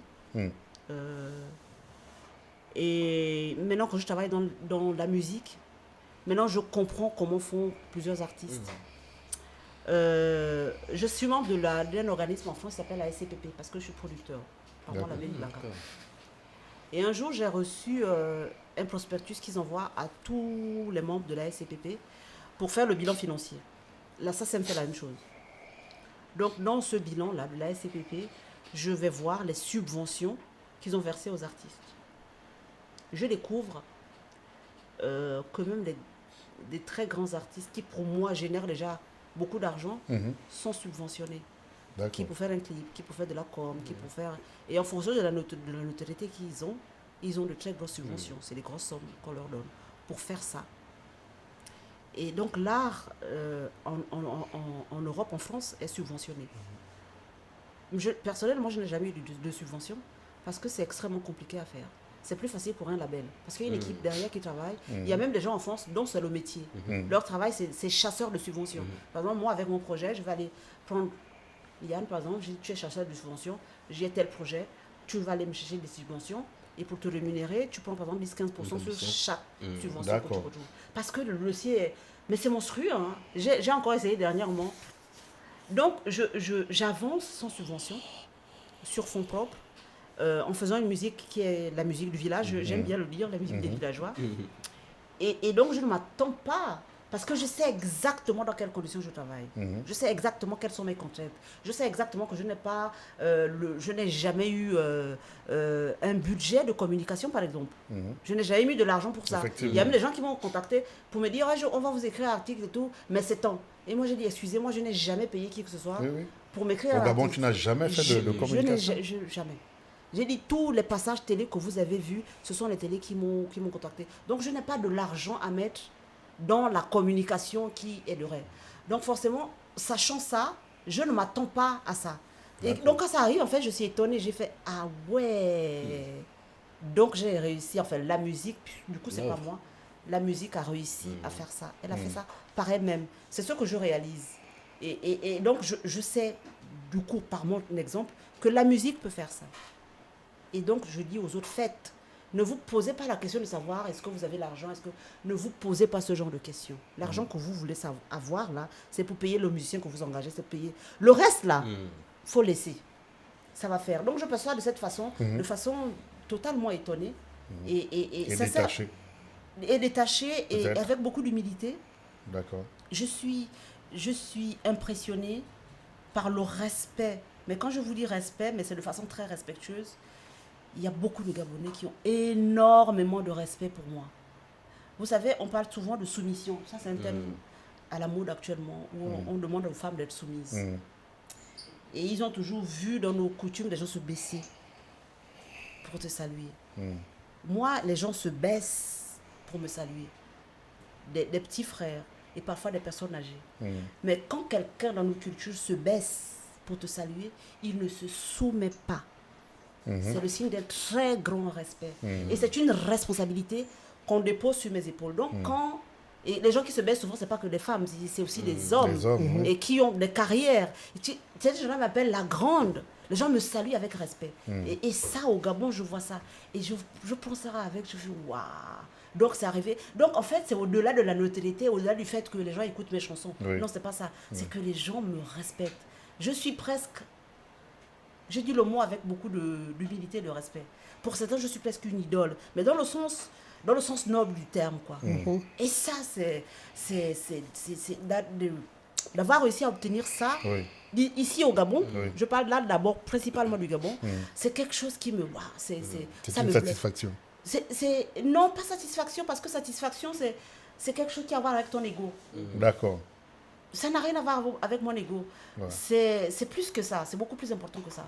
C'est une richesse incommensurable qu'on me donne. Et comme je dis, c'est une responsabilité. Et je me dis, je me rends compte de plus en plus il faut maintenant que je fasse attention à ce que je dis parce qu'il y a des gens qui me regardent. Bien sûr. Je représente des gens. Tu vois? Les gens ont l'impression que je parle en leur nom. Dans ta représentation, j'ai entendu une fois, juste avant sur les médias, je ne sais plus qui avait dit, il y a quelqu'un qui a dit, tu as démocratisé la chanson de Zébi. Oui, possible, oui. Possible, oui. Je l'ai démocratisé parce que c'est vrai que quand j'ai commencé ici, c'est vrai que alors au Gabon, on a toujours l'impression, quand on rencontre des Gabonais, quand tu demandes à quelqu'un tu es d'où, tu es de quelle ethnie, c'est une façon de vouloir savoir qui est la personne, à qui tu as affaire, c'est normal. Mais parfois ça dépasse ça. Parfois ça devient un problème, parfois on a l'impression... Quoique non, j'en parle dans mon livre, ce serait trop long. Mais y en a qui pensent souvent que nos ethnies sont des barrières. Non, nos ethnies ne sont pas des barrières, c'est ce que nous sommes. On a toujours vécu comme ça. Moi, je dis toujours, genre, ma grand-mère parlait 5 langues du Gabon. Ma mère, avec mes frères et sœurs, on dit toujours, quand maman et sa mère voulaient nous critiquer, là, elle parlait mienné, elle parlait fan. C'est-à-dire qu'avant de rencontrer un être humain qui est mienné, on parlait déjà la langue là dans ma maison. Je n'avais jamais vu un mienné de ma vie. Mais j'entendais la langue chez moi, ma mère, et voilà. Avant de rencontrer un être humain qui soit fan, je connaissais déjà l'ambigu. Elle parlait déjà la langue. Mon père, pareil, c'est des gens qui étaient polyglottes. Donc, c'est vrai que quand tu fais une chanson de Zébi, d'autres peuvent se dire que c'est que pour les Zébi. Et donc, du coup, la démocratisation, oui, parce qu'il y a beaucoup de Gabonais, du coup, qui se reconnaissent dans ce que je fais. Donc, oui, de ce point de vue-là, oui, j'ai démocratisé. Mais en fait, je n'ai fait que faire ce que nos grands-parents faisaient déjà. Quoi. Ils vivaient ensemble. Donc, voilà. On a une petite sœur qui fait dans la world music, qui a une reconnaissance internationale, Pamela Badjogo. Je ne sais pas si tu as la chance de déjà l'écouter. Pamela Badjogo. Elle a été nominée aux Grammys il y a, je crois, 2 ans. Est-ce que tu peux nous dire un peu si tu as déjà écouté Pamela Badjogo. Et ton appréciation de... Non, c'est qui? Je ne connais pas cette personne. On va te faire découvrir alors. Vous me faites découvrir Pamela Badjogo. Tu as démocratisé justement la musique. Sans blague. Elle connaît. Justement, tu as observé justement cette évolution. Parlons de Pamela Badjogo. Le dernier truc en date. J'ai été la voir le 7 novembre. Elle était en concert là, en région parisienne. Je l'ai appelée pour lui dire que ma petite soeur, parce que Pamela, c'est ma petite soeur de cœur.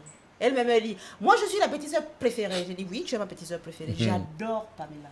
On a une belle relation humaine et j'aime beaucoup l'artiste qu'elle est. Et donc, je suis allée la voir sur scène, là, le 7 novembre. Je l'ai vue sur scène, je l'avais déjà vue il y a quelques années, au même endroit au Tamanoir. Elle était sur une scène extérieure. C'est la première fois que je la voyais sur scène. La deuxième fois que je l'ai vue sur scène, c'était ici à l'Institut français. Moi aussi. Je l'ai vue à l'Institut français. Voilà. Elle est très rock'n'roll sur scène. C'était déjà... Ce que je voyais était déjà bien fait. Mais ce que j'ai vu le 7 novembre... Elle a level up. Ouais. J'ai dit, mais il faut que tu ailles voir tes petits frères artistes, que tu leur parles. Un artiste, ça grandit. Fait que tu le veuilles ou non, c'est une matière vivante, donc tu grandis. Pamela, c'est une artiste mature sur scène. Mais la prestation qu'elle a livrée, mais pourtant c'est les mêmes chansons, hein. C'est quasiment le même chose. Parce que moi je suis artiste, donc il y a des trucs que les gens font sur scène. Mais c'est la façon. Le truc, c'est qu'elle ne force même pas, quoi. Pour elle, c'est naturel. Et puis elle joue. Comment elle est avec ses musiciens? Je l'ai appelée, j'ai dit, Pamela, je t'appelle. Je ne veux pas te laisser des messages, je te dis ça de vive voix.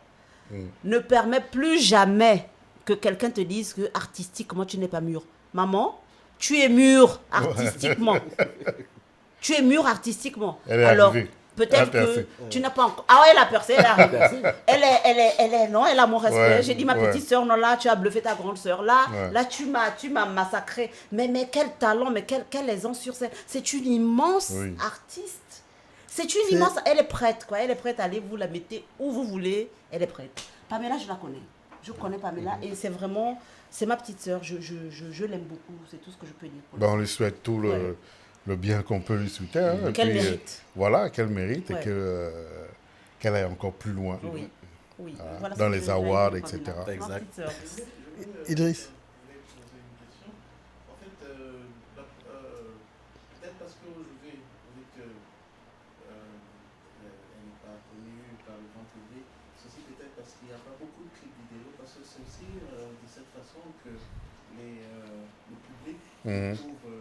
Oui, les clips. Oui. J'ai remarqué quand je suis allé sur votre compte, il n'y a pas beaucoup de clips vidéo. Oui. Il y en a peut-être 2. Oui. Et le reste, des audios. Voilà, je suis dans la réalisation et l'image, je ne sais pas beaucoup. Je sais. Donc, quelles sont les raisons? Est-ce que c'est le budget? Est-ce que c'est... L'argent et... L'argent. L'argent et... L'argent appelle l'argent. Je vous ai dit que je suis à la SCPP.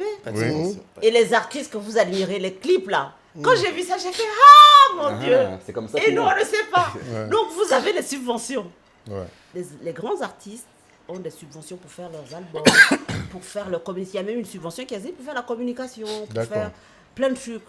Je n'ai aucune subvention. Ma musique, donc, du coup, étant la musique du village, elle coûte très cher à produire, mais elle n'est pas encore rentable.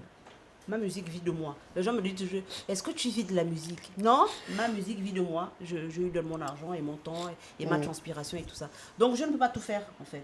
Je ne peux pas tout financer. Donc, je suis obligée de faire des choix. Je dis, ça, je peux faire, ça, je fais. Et puis après, je jette la bouteille à la mer, advienne que pourra. Mais quand je pourrais, je ferai des clips. Je ferai plus. Il faudrait faire quoi? Un clip au Gabon? L'argent et l'argent. L'argent et... Souvent ce n'est pas l'argent. Les réalisateurs, souvent, il y a aussi ce côté, ils sont des artistes. Oui. Il y a ce côté de sensibilité aussi. Oui. Je peux écouter un projet, j'écoute une chose, et j'ai envie, ça me parle. Oui. Et je dis, bon, je veux y manger, je veux... Oui. Souvent, il y a d'autres démarches que l'argent. Moi, je pense que j'ai fait des clips vidéo à des gens sans argent. Bon, c'est jamais. Peut-être que Ultimate Factory... Exactement. Non, mais attends, ce que je veux dire... Non, parlons bien d'argent. Souvent, c'est vrai, non, je vais reprendre ça plus sérieusement. L'argent, c'est-à-dire que votre matériel, vous allez louer, votre temps, etc. etc. Donc, de toutes les façons, il y aura toujours quelque chose à payer. Même si le réalisateur vous dit, moi j'aime bien ce que vous faites, je peux venir vous faire ça gratuitement, mais il y aura toujours un budget de quelque chose. Voilà, donc Donc, de toute façon, il faut trouver cet argent de toutes les façons. Donc, et moi, en général, quand je fais travailler les gens, parce que je sais à quel point c'est difficile, que c'est long, que c'est... En fait, c'est les choses que je ne demande jamais aux gens, quoi. Si je viens voir un réalisateur pour dire, moi, je veux un clip, je pose toujours la question, savoir ça coûte combien. Et je prépare mon budget et je paye. Déjà par respect pour le travail de la personne, parce que c'est du temps, parce que derrière, il y a des loyers à payer, derrière, il y a plein de trucs. Donc, si on ne fait pas ça, la personne ne peut pas travailler. Et je ne peux pas venir vous dire, si vous le faites sans, ou je ne vais pas vouloir vous dire, cette image-là, vous la recommencez, ça ne me plaît pas, etc., etc. Je ne vais pas faire retoucher votre travail parce que vous le faites sur votre temps libre et vous avez besoin de consacrer votre temps à autre chose qui va vous permettre de payer les loyers, les enfants à l'école, les choses comme ça. Donc oui, la question de l'argent, c'est ça, c'est pas tellement parce que c'est que l'argent, mais parce que c'est, comment dire, ça répond à des besoins qui sont importants, quoi. Et ces besoins-là, il faut y répondre. Voilà, si je peux ajouter quelque chose. Mais je prends ça pour l'espèce de grand respect que les gens me donnent. Donc merci beaucoup pour la proposition. Pour rester sur l'argent, Oui. est-ce que le manque d'argent peut favoriser justement une bonne production artistique? Oui. Moi, mes albums sont toujours très bien produits parce que je mets tous les moyens possibles là-dedans. Donc oui, je me dis, bon, si je n'ai que ce budget-là, autant le mettre autant le faire bien. efficace. Ouais. Et c'est pour ça que du coup, les gens connaissent ma musique sans forcément, pas besoin, sans les clips, sans toute la promo. Parce que la musique, déjà, quand je compose une chanson, j'ai beau chanter en zébi, je fais attention à chaque mot et tout ça. Je ne me dis pas, puisque les gens ne vont pas écouter, je fais non, je ne fais pas n'importe quoi. Je prends déjà le temps de bien composer, je prends le temps de rentrer en studio, donc du coup de payer le studio, le réalisateur. La musique, elle doit être carrée. Après, si elle n'a pas le moyen de faire le clip et tout ça, ben, elle-même va faire ce qu'on constate toutes, quoi. Mais bon, du coup, je ne vais pas faire en sorte qu'on me connaisse moi, ça c'est autre chose. Ça, là, du coup, c'est l'argent et... C'est peut-être aussi à cause du manque de clips que tes chansons ont beaucoup accompagné les images touristiques, Peut-être, oui. politiques et autres. Ils en ont un peu profité. Peut-être, oui. Après, ça ne te dessert pas? Non, mais la preuve, du coup, tout le respect que les Gabonais me doivent, c'est ça. Si c'est parce que les gens, c'est passé à la télé tout le temps, sur les clips. Là. Alors, s'il y avait les droits d'auteur au Gabon, moi, je serais multimilliardaire. Et quand je dis je pèse mes mots, je serais multimilliardaire. Je n'ai pas dit millions, j'ai dit milliards. Parce que en France... on sait que l'indicateur au Gabon, c'est le milliard. Donc... Oui, oui. Donc,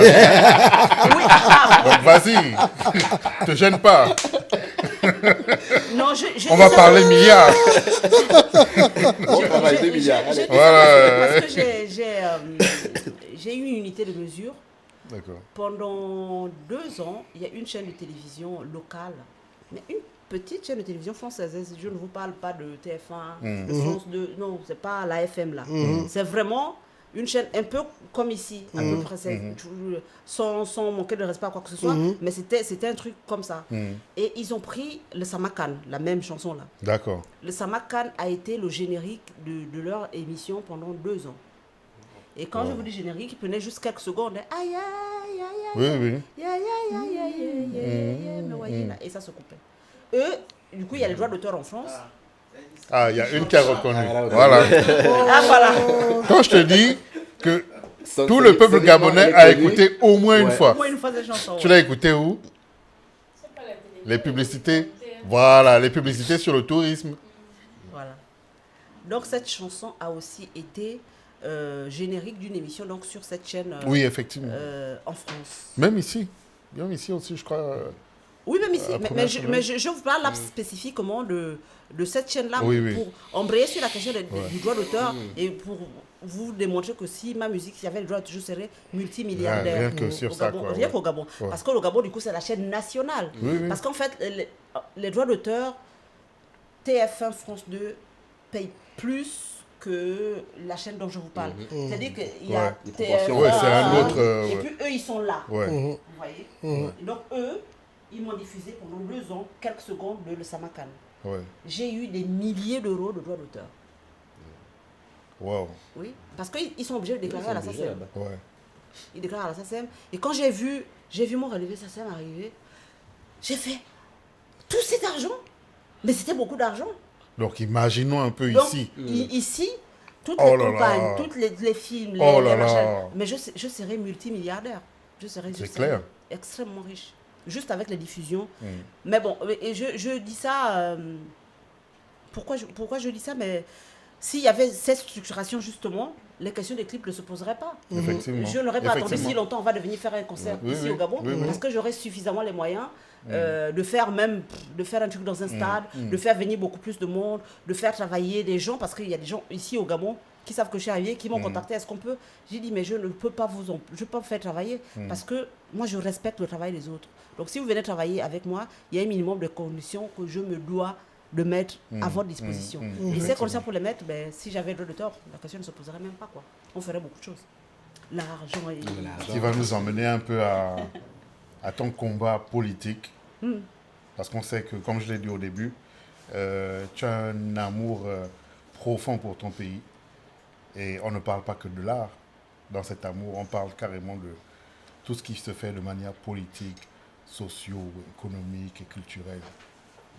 Donc, on va partir de 2009. Partons de 2009.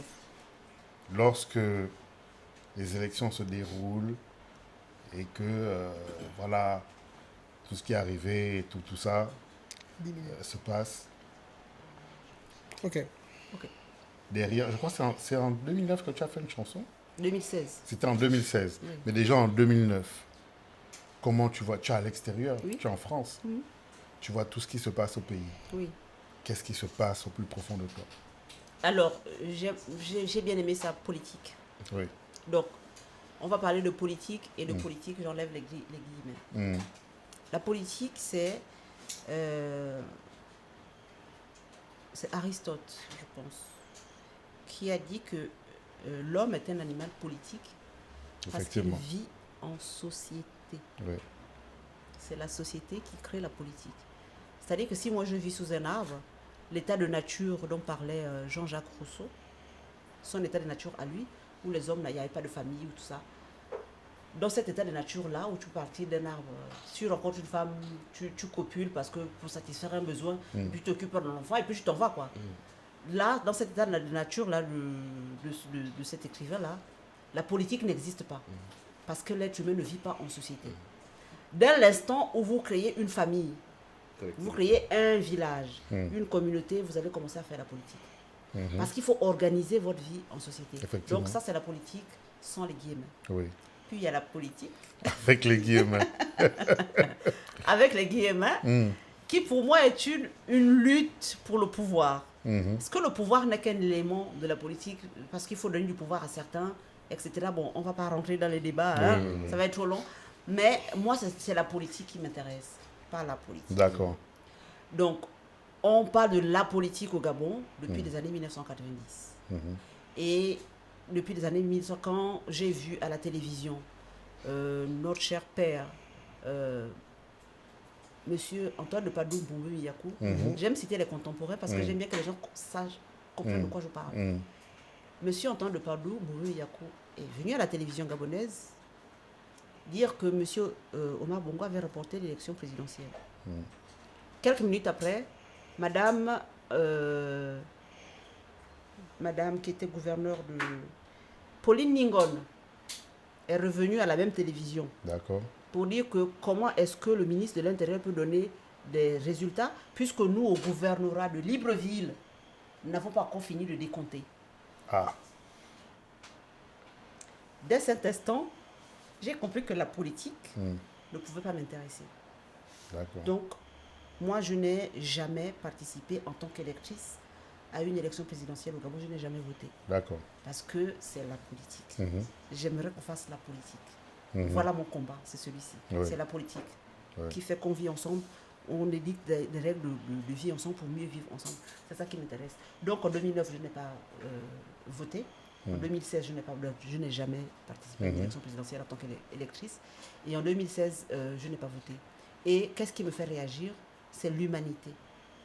Parce que le centre de ce que je fais, c'est l'être humain d'abord. Oui. C'est la dignité humaine d'abord. Oui. Moi, je vous ai dit que je suis né ambigu. Pour tout Gabonais, si vous avez grandi dans nos villages, vous savez que dans nos villages, les gens sont comme ça. Ils font ce qu'ils disent, ils ont des principes et ils les appliquent. Il ne faut pas semblant. C'est pas je passe à la télé pour dire les droits de l'homme, la démocratie. Et puis, la minute qui suit, tu es un prisonnier qui est en train de torturer quelqu'un dans ta prison. Tu parles de quoi exactement? Si mon père parle des droits de l'homme, c'est qu'il les applique chez lui, d'abord. Voilà. Donc, ce qui me fait réagir, c'est ça, c'est quand on piétine la dignité d'un être humain. Un être humain, j'ai dit être humain. Je n'ai pas dit un Gabonais, je n'ai pas dit un Chinois, être humain. Donc, n'importe qui. Moi, ça a tendance à me sortir de tes gonds. Voilà, ça me sort de mes gonds. Donc, pour arriver à la dictature inavouée, je écris dictature inavouée, non pas parce qu'il y a eu l'attaque du QG. D'accord. Parce que le hasard de calendrier veut que moi, je rentre du studio. J'écris dictature inavouée pour une autre raison qui m'énerve au Gabon. On ne va pas rentrer là-dedans. D'accord. Moi, je fais cette chanson parce que j'en ai assez. En fait, au village... Là, on est en 2016 déjà. Oui. Dans nos villages, il y a des choses qu'on ne dit pas de façon frontale aux gens. Oui. On va dire les choses de façon comme ça.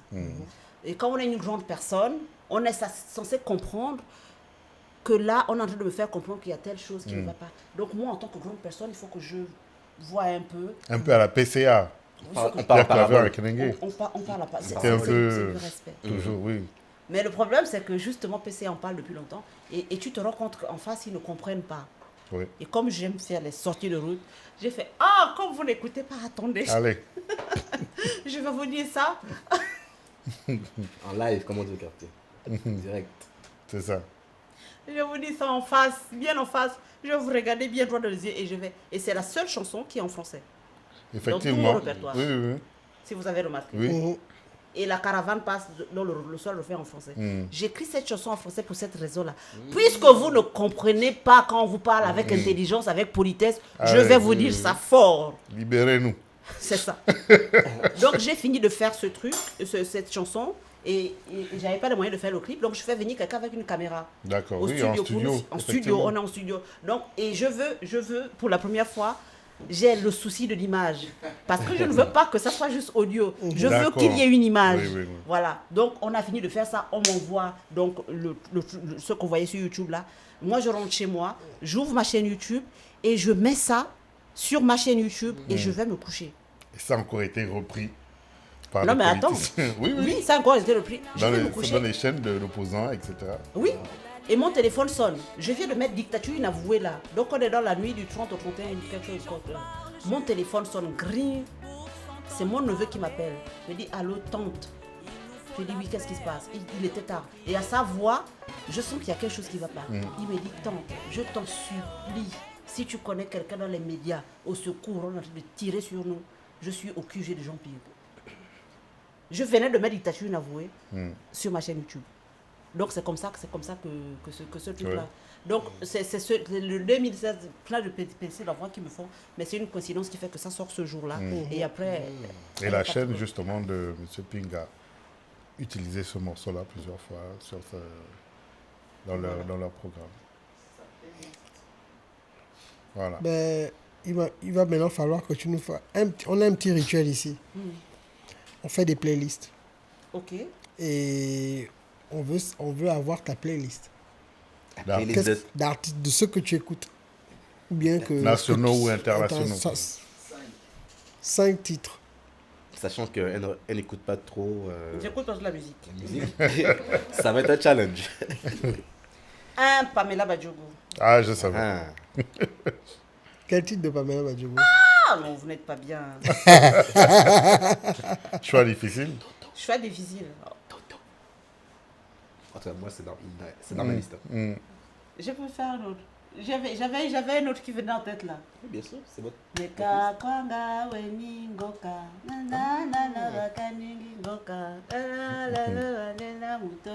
C'est quoi le titre? Goka Motete. Goka. Ngoka. C'est Goka, oui. Mais j'aime aussi Toto. Toto. J'aime la guitare. Voilà, donc Pamela Badjogo. En 1. En 2, je vais mettre Yann Alexander. qui est un artiste franco-gabonais, qui a chanté Aucune importance, tout ça n'a aucune importance, tout ça n'a aucune importance, on pense. Que l'on soit ou non cousu de je trouve ça.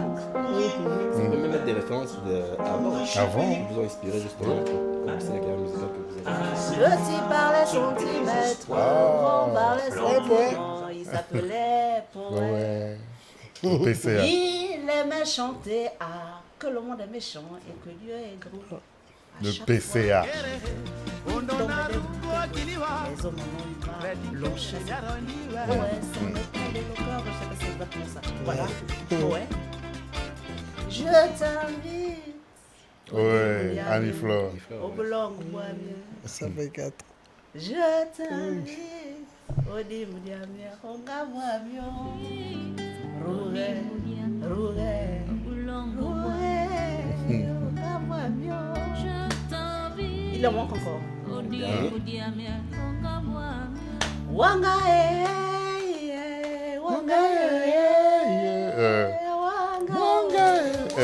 Comment il s'appelle Max encore? Macolani. Max Macolani. Ouais. Pourquoi il n'y a pas un sixième? Vas-y. Vas-y, cinquième ex-aequo. Pierre Savazan. Ouais. Binaméricain. Binaméricain. Quand j'écoute ça, en fait, ça me rappelle quand j'étais petit, quand on me faisait danser petit. Je pourrais continuer comme ça, mais on va s'arrêter là. Ouais. C'est très bon choix. Merci Tanzebi d'être passé au Crossover Podcast. On a été ravis et conversation enrichissante en tout cas.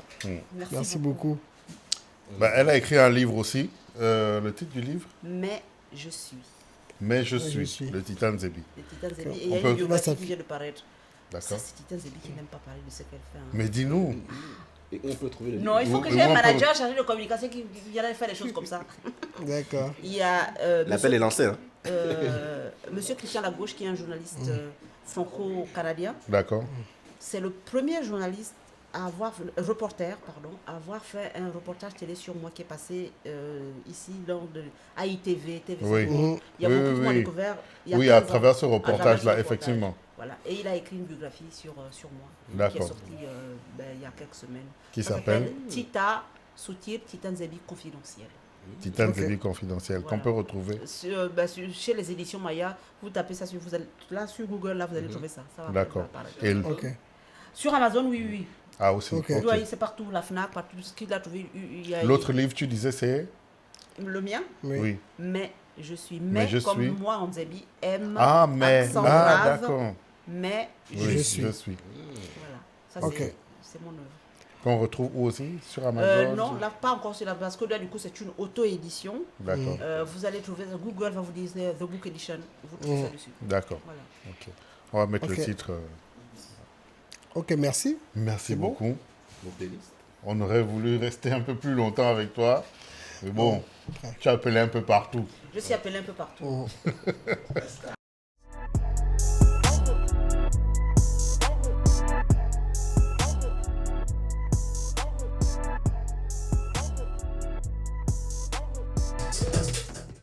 Crossover Podcast. Yes. Tita Zebi est parti. Ah ouais, je te dis que. Très classe, hein. Très Ouais. classe, très instructif, très. Beaucoup de pépites, hein. Il y a Ouais. beaucoup de pépites dans tout ce qu'elle a dit. L'humilité. Donc, Il y en a qui ont découvert, c'est quoi Barbier? je te jure, moi j'ai découvert. Hein. En tout cas, J'étais encore. Idriss va nous mettre une image de Barbier pendant qu'on va parler de ça. Vous allez voir Barbier. Vous allez voir à quoi. En tout cas, C'était quoi? C'était des IAS? C'était des bus? c'était des bus, en fait, des grands bus. Coaster. En fait, Ah, c'était, oui, comme- on va dire, avec l'avant, tu vois, des Actros, des Comme, Mercedes Actros, Ah oui, là. comme les trucs L'avant comme ça, au mais Sénégal, l'arrière, là. c'est une grosse caisse. Ah ouais. Les couleurs, c'était blanc et rouge. Et on monte... tu vois un peu les bus de transport de personnel, les gars du port, là, ouais, tu vois, ouais. qui sont balèzes, Oui, là. oui, oui, oui. Voilà, comme ça. Mais gars, moi, je suis jamais monté. Parce que j'étais trop jeune à l'époque. Je devais avoir, à l'époque, Barbier. Mon père, moi, j'étais à Fougamou. J'étais en CM1. J'ai fait du CP2 au CM2 à Fougamou. J'ai eu mon CEP et mon concours à Fougamou. Et on habitait à la place de l'Indépendance et Barbier passait souvent devant, il s'arrêtait au marché et il récupérait des gens et il continuait. J'ai une image de Barbier là. Hein, tu as vu Mais l'image de les gens Barbier? étaient même en haut. Ben oui, il y a des gars qui cascadaient même sur Barbier. Mais c'est une grosse ambiance. Ben, quoi? C'était dingue. Mais moi, je suis jamais monté. Je regardais ça souvent Donc, à la terrasse. C'était quoi, les Quand ancêtres du Barbier lycée technique, c'est arrivait, ça? quand Barbier arrivait,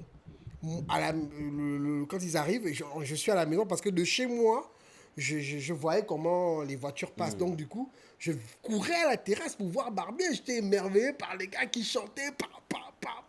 Il y avait une ambiance dingue. C'est qu'elle était en train de raconter là. Wow. Moi, j'ai pas vécu ça, mais je voyais comment ça se passait. 60 quand ils étaient km en à l'heure arrêt. ou bien 40 km. Mais c'était les routes qui étaient mauvaises ou bien c'était. Non, les routes étaient mauvaises. Les routes Ah, n'étaient sur pas ça qu'on goudronnées. faisait plusieurs jours. N'étaient pas goudronnées. Donc, du coup, c'est pas comme maintenant. La route est très belle. À Mouila, entre Mouila et. Au sud, entre Mouila et Lambaréné, la route est très belle maintenant. Pourtant, aujourd'hui, c'est même le tronçon le plus court. Hein. Oui. Mouila, Libreville. Hein. Oui. Tu- Aujourd'hui, tu as une route qui a des lignes droites Oui, droite, qui font tout plus de 20 km. Mais à l'époque, il n'y avait pas ça. Hein. La route était mauvaise, c'était la poussière. Quand tu arrivais, tu étais tout, je sais pas quelle couleur là, tu étais tout rouge. Tu étais tout rouge à l'époque. Donc, et Barbier, on remettait des BST à l'époque. C'était des billets qu'on donnait aux gens qui devaient prendre les bus Passagers. pour aller, les élèves de lycée. Chaque vacances recevaient des tickets de transport Gratuit.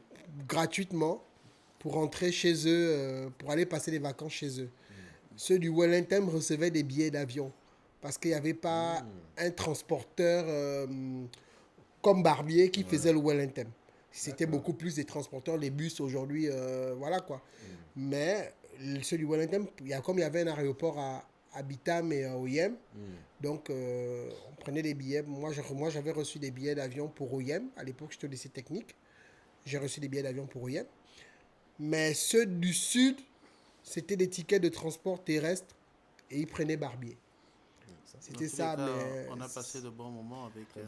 Ouais, Et ce ouais. que j'aimais aussi, c'est qu'elle a donné vraiment la réalité de vie d'artiste, en fait. Elle a essayé, en fait, de pas seulement, ça peut sentir sur tout ce qui est artifice, mais l'envers du décor.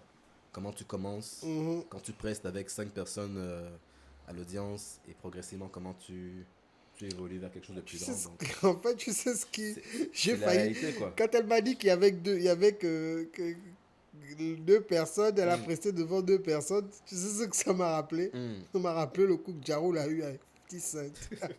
Il achète tous les sièges au début. Elle encore, tu comprends qu'elle, c'est une artiste en herbe, donc c'est pas un jure. problème pour elle. Mais imagine un gars comme Jarou. Vous avez Bon, encore que c'était plein. Hein. C'était bro. Pas seulement les front row, en fait. Franck, alors, vous avez écouté la rumeur qu'il y a eu avant le. Fali, là, il a fait le Stade de France, c'est ça, non? Il devait faire ça? Ouais, non ouais. Ouais, on a dit que Ferregola a acheté toutes les places pour l'humilier, en fait. Donc, Non, il y a c'est eu- faux. C'était faux, C'est c'était archi faux. faux. Ouais. Bon, moi, je sais pas, je suis pas au courant de ça. Bon, toi, Je suis même pas sûr que Ferrari avait les moyens pour faire ça. Mais bon. En tout Sans cas, rancune, sans rancune, en tout sans cas, rancune. je connais pas quelqu'un qui va dire du bien de Ferregola. C'est pas toi qui diras du bien de Ferregola. Ben la playlist WNA. Attends, non, pas toi. concert. La playlist c'est Le concert Idriss. d'abord, le concert. Oh oui, au fait, il y a le concert de Tita Nzebi C'est très bien passé, normalement. à l'Institut français. Mhm. Ok, et comment c'était? Bah, apparemment, ça s'est très bien passé, comme on le prédisait. Et puis voilà, quoi. Donc, je crois qu'on aura potentiellement des images. Des peut-être, images, oui. Du concert. Et puis, On mettra ça à la fin. bien sûr. Ok. Idriss, en tout cas, tu avais une place là-bas? Il faut aussi mentionner que Nouman a tellement apprécié l'interview qu'il a décidé aussi de partir avec l'invité. Ouais. Donc, Man est parti avec l'invité. il a accompagné. Il nous a laissé. Ils ont Voilà, continué ils ont le dit que podcast. non. Voilà. Vous n'aurez- En plateau, donc plateau. vous aurez peut-être les coulisses. Vous n'aurez peut-être, pas la playlist de Louman, mais par contre, vous aurez la playlist d'Idriss. l'ultimate playlist. Ultimate playlist. Ah, Donc, voilà. Alors, Idriss, La première qu'est-ce playlist, que tu vas nous... c'est la première playlist sponsorisée par Ultimate Factory. Donc, on va mettre le logo là. Allez, Playlist sponsorisée par En fait, Ultimate Factory. j'ai beaucoup aimé le comeback de Pete Bacardi. Et pour moi, c'était le plan com. Donc, comment il a commencé à préparer son concert. Et ça m'a ramené à écouter de Pete Bacardi. Donc, j'ai fait une playlist Pete Bacardi. Voilà. Une playlist Pete Bacardi. Ouais. Exclusivement Pete Bacardi. Pete Bacardi. Ok. Avec, J'espère qu'elle est dedans. Vas-y, lance. Si loin de toi. Ouais, je suis loin de toi. Ouais. Donc c'est une chanson, j'ai pas perdu d'être cher, j'ai pas perdu de même, mais à chaque fois que j'écoutais, je pensais toujours à... En fait, j'avais de la peine pour lui, en fait. Vraiment, il pleure toujours sur scène, hein, jusqu'à aujourd'hui. Jusqu'à aujourd'hui, tu vois, c'était vraiment une chanson remplie d'émotions. Tu sens que ce mec, voilà, il était sincère. Il voulait vraiment dédicacer un truc à sa mère, et j'ai beaucoup aimé. Si loin de toi. Donc la deuxième chanson, avec Doc Génico, on lâchera pas l'affaire. On ne lâchera pas l'affaire. On se lâchera pas faire. Donc Pete Bacardi. Donc j'ai beaucoup aimé sa collaboration avec Joe. Ghetto ambianceur. Ghetto ambianceur. Pete Bacardi, Joe, Ghetto ambianceur. Ok, I'm your man. I'll be here about you in the morning. Voilà. Je compte sur Tu peux toi, pas ok? parler de Pete Bacardi sans parler de Un truc en famille. Premier Une classe. ghetto ambiance. Ouais. Donc tu as le featuring Pete Bacardi dans Première Classe avec Roth, Mystique, Pete Bacardi, Benji. Si mysticamente. Voilà, tu as... On fait les choses, on s'arrange. Je suis le mec qu'on appelle Mysticamente. Donc donc c'est la quatrième. Donc la dernière chanson de Pete Bacardi que j'apprécie aussi, c'était ce côté route avec Jackie, enfant du ghetto. Ghetto, enfant du ghetto. Tu n'as pas, donc, en fait, donc tu l'as pas mis. En fait. Non, c'est le P. On chante l'espoir. Le P. Je le sais. Le I. Non, le B. A. 2 C A R E I. Bacardi. Oh. Non, en fait, t'es pas AKH. bien, toi. Dans AKH, c'est Akhenaton. Oui, je sais, mais il y a c'est Bacardi Akhenaton dedans. qui l'invite. Donc moi je parle de Pete Des et morceaux qui appartiennent à à Pete, voilà. Donc, Bon, en tout cas, bon, moi, il non, est dedans. AKH c'est un classique. Quoi Mais quand même pourquoi je pense pas trop à AKH, parce que Lino là quand même a fumé, quoi. a fumé tout le monde à AKH. La putain des lettres. Même les... et puis les rala, bêche la Non, c'est son truc, tu vois, non, lui, c'était son truc. AKH était à préparer. Ouais. Donc les autres devaient se défendre, tu vois. Ouais. Donc C'est vrai qu'AKH il est hors préparé, hein. catégorie. Vraiment. Hein, il t'a inventé des mots, pas inventé, mais des mots tu découvres avec lui. Donc c'était la playlist. C'était la playlist de Idriss, Ultimate Playlist. Playlist. Yes, sir. WNA. Yes, ben vous connaissez la routine avec moi. Toujours une playlist en rapport avec l'émission. Et comme on a reçu quelqu'un qui fait partie de la classification World Music, j'ai décidé de choisir 5 morceaux issus de la classification World Music. Alors, premier choix, bien évidemment, je ne peux pas commencer sans cette grande figure de la World Music, à savoir Papa Wemba, qui avait fait le son en 1995, Show Me The Way, de l'album Emotion. Donc ça, c'est un classique intemporel. Hein. Voilà, tout le monde ne peut pas passer indifférent par rapport à ce son-là. C'est vraiment un classique que des générations continuent à apprécier encore. Ah ouais, c'était. Le Show papa là. me the way. Non, le papa là, il était fort. Papa Wemba, c'était- Il est précurseur, je te dis. Ouais. de, Il a lié. rap Makossa, Dombolo, excuse-moi, Makossa. Rumba Rumba. et tout ça là, c'est lui. Hein. Fa. C'était. Et c'était une carte de mode. Tu es hein. rien. C'était le roi de la sable, faut Oui, pas oui. oublier ça. Donc, il avait tous les aspects artistiques vraiment qui réunit en fait. Donc, et à l'époque, il avait signé Une voix avec très atypique. il avait signé avec Peter Gabriel à l'époque, un des premiers artistes à avoir signé justement à UK. Moi, il y a un gars qui dans sa bande là, Viva la Musica, Stino Mubi. Non, le Michael Jackson Vraiment. africain. Le gars là, j'ai même bien regardé le clip, réalisé par Didier Ping au passage. Hein. Ouais. Hein? Et je crois, et même Didier Ping a réalisé plusieurs clips de Papa clips, Wemba aussi. Effectivement.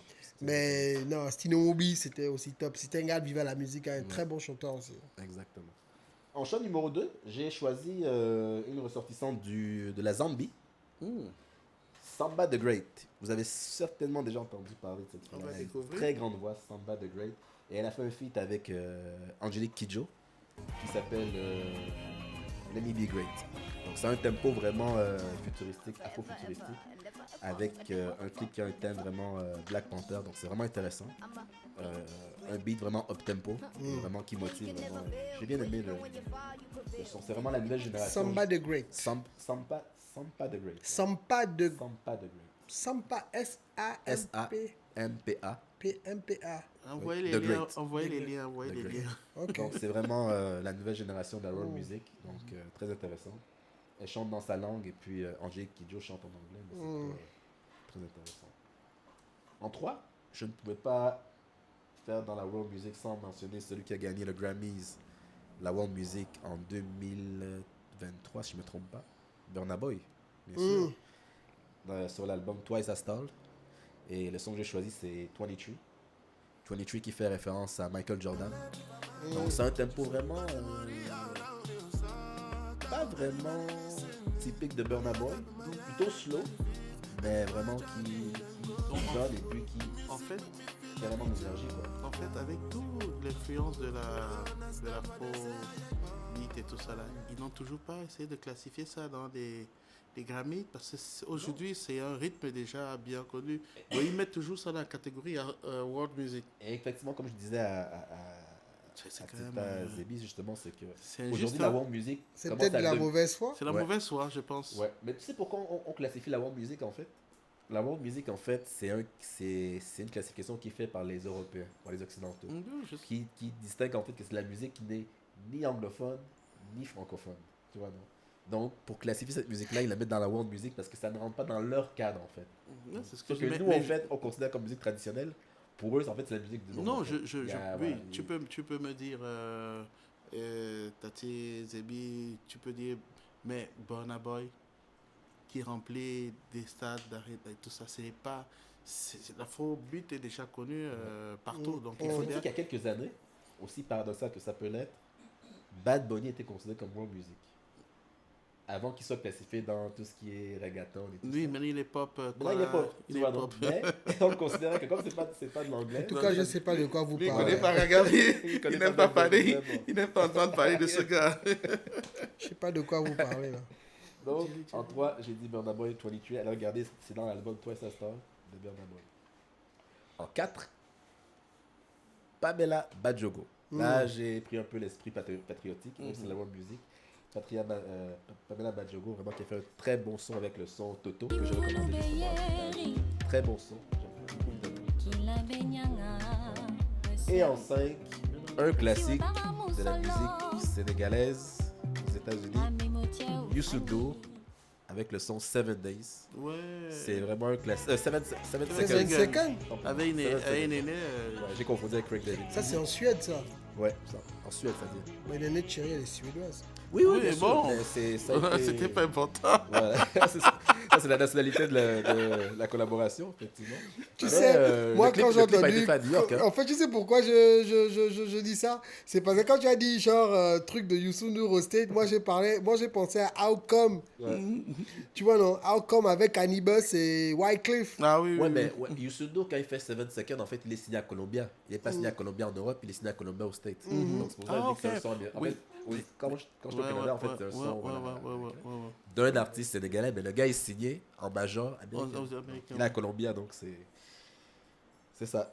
Voilà, mes 5 choix. Mais moi, Youssou N'Dour, c'est Birima pour moi, c'est au top, quoi. Ouais. J'ai vu un spectacle, je ne sais pas si c'était une commémoration de Youssou N'Dour aux États-Unis. Dans une... Attends, j'étais impressionné. Ouais. Le mec, c'est un monument en fait. Mais hyper respecté en fait. C'est pas mais pour moi, je veux couper sur le montage, c'est parce que ça passe là. Ça passe dans ma tête là. Mais Angélique Kidjo, c'est une grosse arnaque quand même pour moi. C'est une grosse arnaque. Je sais pas. Moi je trouve que elle a sa place. Qu'est-ce qu'elle fait? Tu peux me citer À part, tu peux me citer des chansons connues d'elle, là. Angélique Kidjo? Oui. Bien sûr. Mais Angélique Kidjo, elle chante Non, en 7 langues. actuelle. Ouais, mais elle a fait Donc, son temps. quand tu clips, mais Angélique Kidjo, c'est pourquoi, 20 mais ans, pourquoi c'est- elle continue à gagner en 2023, 24, 25 des Grammy? Pourquoi? Non, elle n'a pas gagné. Justement, elle a perdu contre Burna Boy en 2023. Ouais, pourquoi mais elle quand est, elle pourquoi perd, elle a- est nominée? La Pourquoi? question que je vais te poser, c'est que quand elle perd, Ouais. quand elle perd, pourquoi Pourquoi d'abord elle est nominée même? Pourquoi Pourquoi? elle est Qu'est-ce qu'elle nominée est là? nominée? Il faut savoir que. Vous savez autant que moi que les Grammys, c'est un lobby aussi. Voilà. Voilà, bon, c'est bon, un on a la ensemble. réponse. Bon, C'est c'est un bon, tu as la réponse. Voilà. Voilà, donc. Game over, tu as Voilà. répondu ça. Ça sert à Voilà. rien d'argumenter, Voilà, on a donc compris. il y, C'est bon. a le talent, mais il y a Le aussi reste. il y a le talent, mais il y a aussi le lobby. Donc, Tu vois, elle se c'est la- retrouve à faire le concert au Vatican. ouais. Parmi les artistes, tu te dis, mais... Au Vatican, il fallait vraiment être le pote de Non. Pharrell. Voilà. Non, mais il fallait... Et il fallait être aussi Angélique. C'est un lobby, donc Non, c'est un faut lobby. respecter. Ok. Voilà. En tout cas, Mais juste une remarque, le micro l'a fait beaucoup parler. Hein. mal. Faut plus me donner ça, pardon. Ah, On ne coupe rien, hein, on regarde ça. moi, je vais faire quelque chose d'inédit aujourd'hui. Hey, hey. Vous allez bondir de vos chaises. Je vais faire une playlist Ncham. Yeah, le chameur. le chameur. Ben ouais, une playlist Ncham. Et là-dedans, je vais mettre On aime la cham, ceux qui sont vraiment les gros de l'Ancham. Bon. On aime la cham. Excepté, bon, comme c'est 5 titres, Ouais. et j'ai mis surtout les titres. Phare, quoi. C'est surtout parce que je fais une dédicace spéciale. Je dédie cette playlist à la team Ultimate Factory. Donc, notamment à Suzanne, Jerry et à Jemima. Et Rakim aussi, des bons chameurs. Et Rakim. Des bons chameurs. Donc, en numéro 1, du lundi au lundi, AJ featuring Eboloko. Ah. Un morceau signé Mapan Mannschaft. J'aime bien sa vibe, j'aime bien. C'est un artiste complet en fait, derrière les platines, derrière tout, devant. Donc. Et il a même pas de danse qui me fait toujours rigoler. À chaque fois qu'il fait ça, je rigole. Et ensuite, un classique de l'Ancham, Santanana. Eboloko et Drea. Il est passé par beaucoup de ces derniers temps. Il a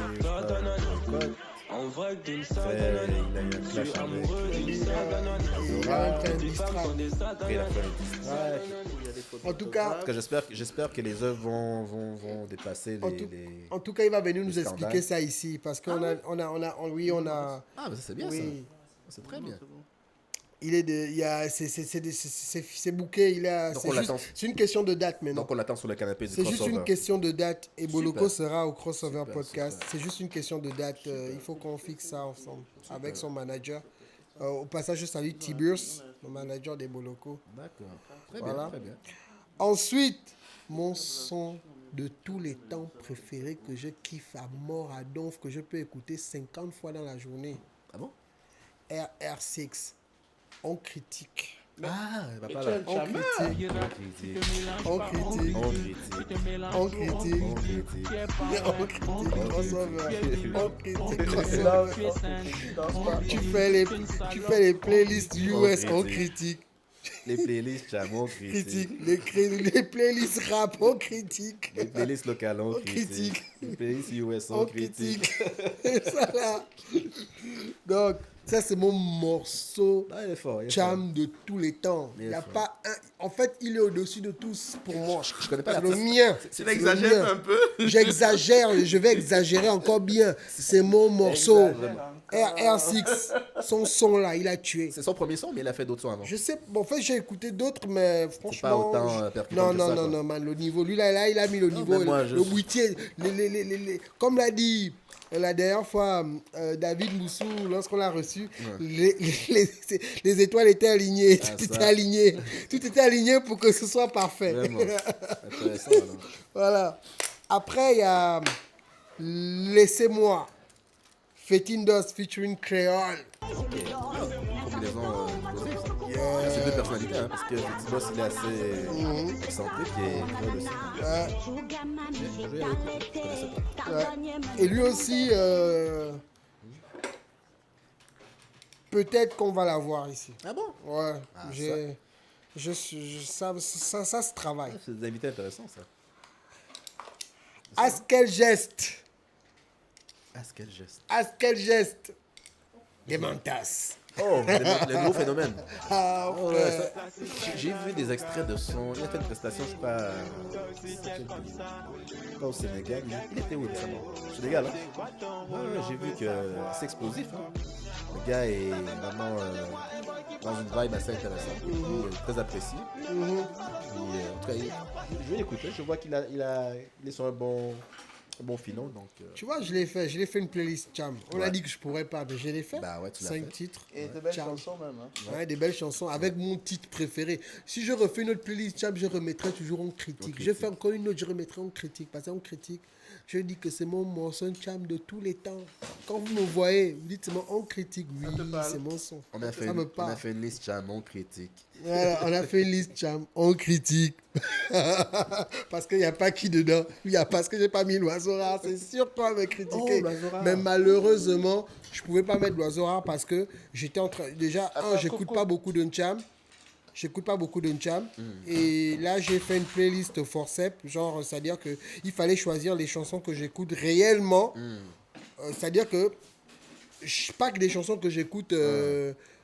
C'est des chansons que je peux écouter même en voiture, genre de bon plein gré. Ouais. Parce qu'il y a des chansons que j'apprécie, mais que je ne mets pas play moi-même. C'est pas ton initiative de mettre ça en fait. C'est pas mon. Voilà. Ouais. Mais alors qu'il y a d'autres que je mets play, c'est moi-même qui ai voulu écouter en fait. Et c'est ce cas-là. L'oiseau rare, pour l'instant, je n'ai pas encore trouvé le son de l'oiseau rare que je peux mettre moi-même. Pour l'instant, tout ce que j'écoute, que j'apprécie, c'est toujours quand je suis. À la radio, quand j'écoute à la radio, ou bien je me retrouve en club, ou je sais pas, quelque part. Oui, là, ça passe. C'est là où j'écoute ça. Mais je n'ai pas encore vraiment trouvé mon son de l'oiseau rare. J'ai vu que l'oiseau rare devait faire l'édition 2 du festival La Cham domine le monde. Je ne sais pas si c'est déjà communiqué à tous. J'ai vu quelques affiches. Je ne sais pas si c'est déjà... L'information est déjà ventilée. Si, c'est déjà ventilé. Ils ont commencé la campagne. Ils ont déjà des affiches. Ils ont déjà des trucs. Donc, c'est assez intéressant. On espère qu'on l'aura sur le plateau et puis qu'ils viennent nous expliquer un peu le concept. Parce que j'ai l'impression que là, maintenant, à la deuxième édition, ça sera plus davantage un festival que seulement un concert comme l'année dernière. On va voir la suite. En tout cas, Sijer et Flo Ngon nous diront tout ça bientôt. Tout ça bientôt, ouais. Allez, c'était Crossover Podcast. Épisode... Point d'interrogation. Vous le saurez quand on va uploader l'émission. Allez, ciao. Ciao, ciao. Yele, yele.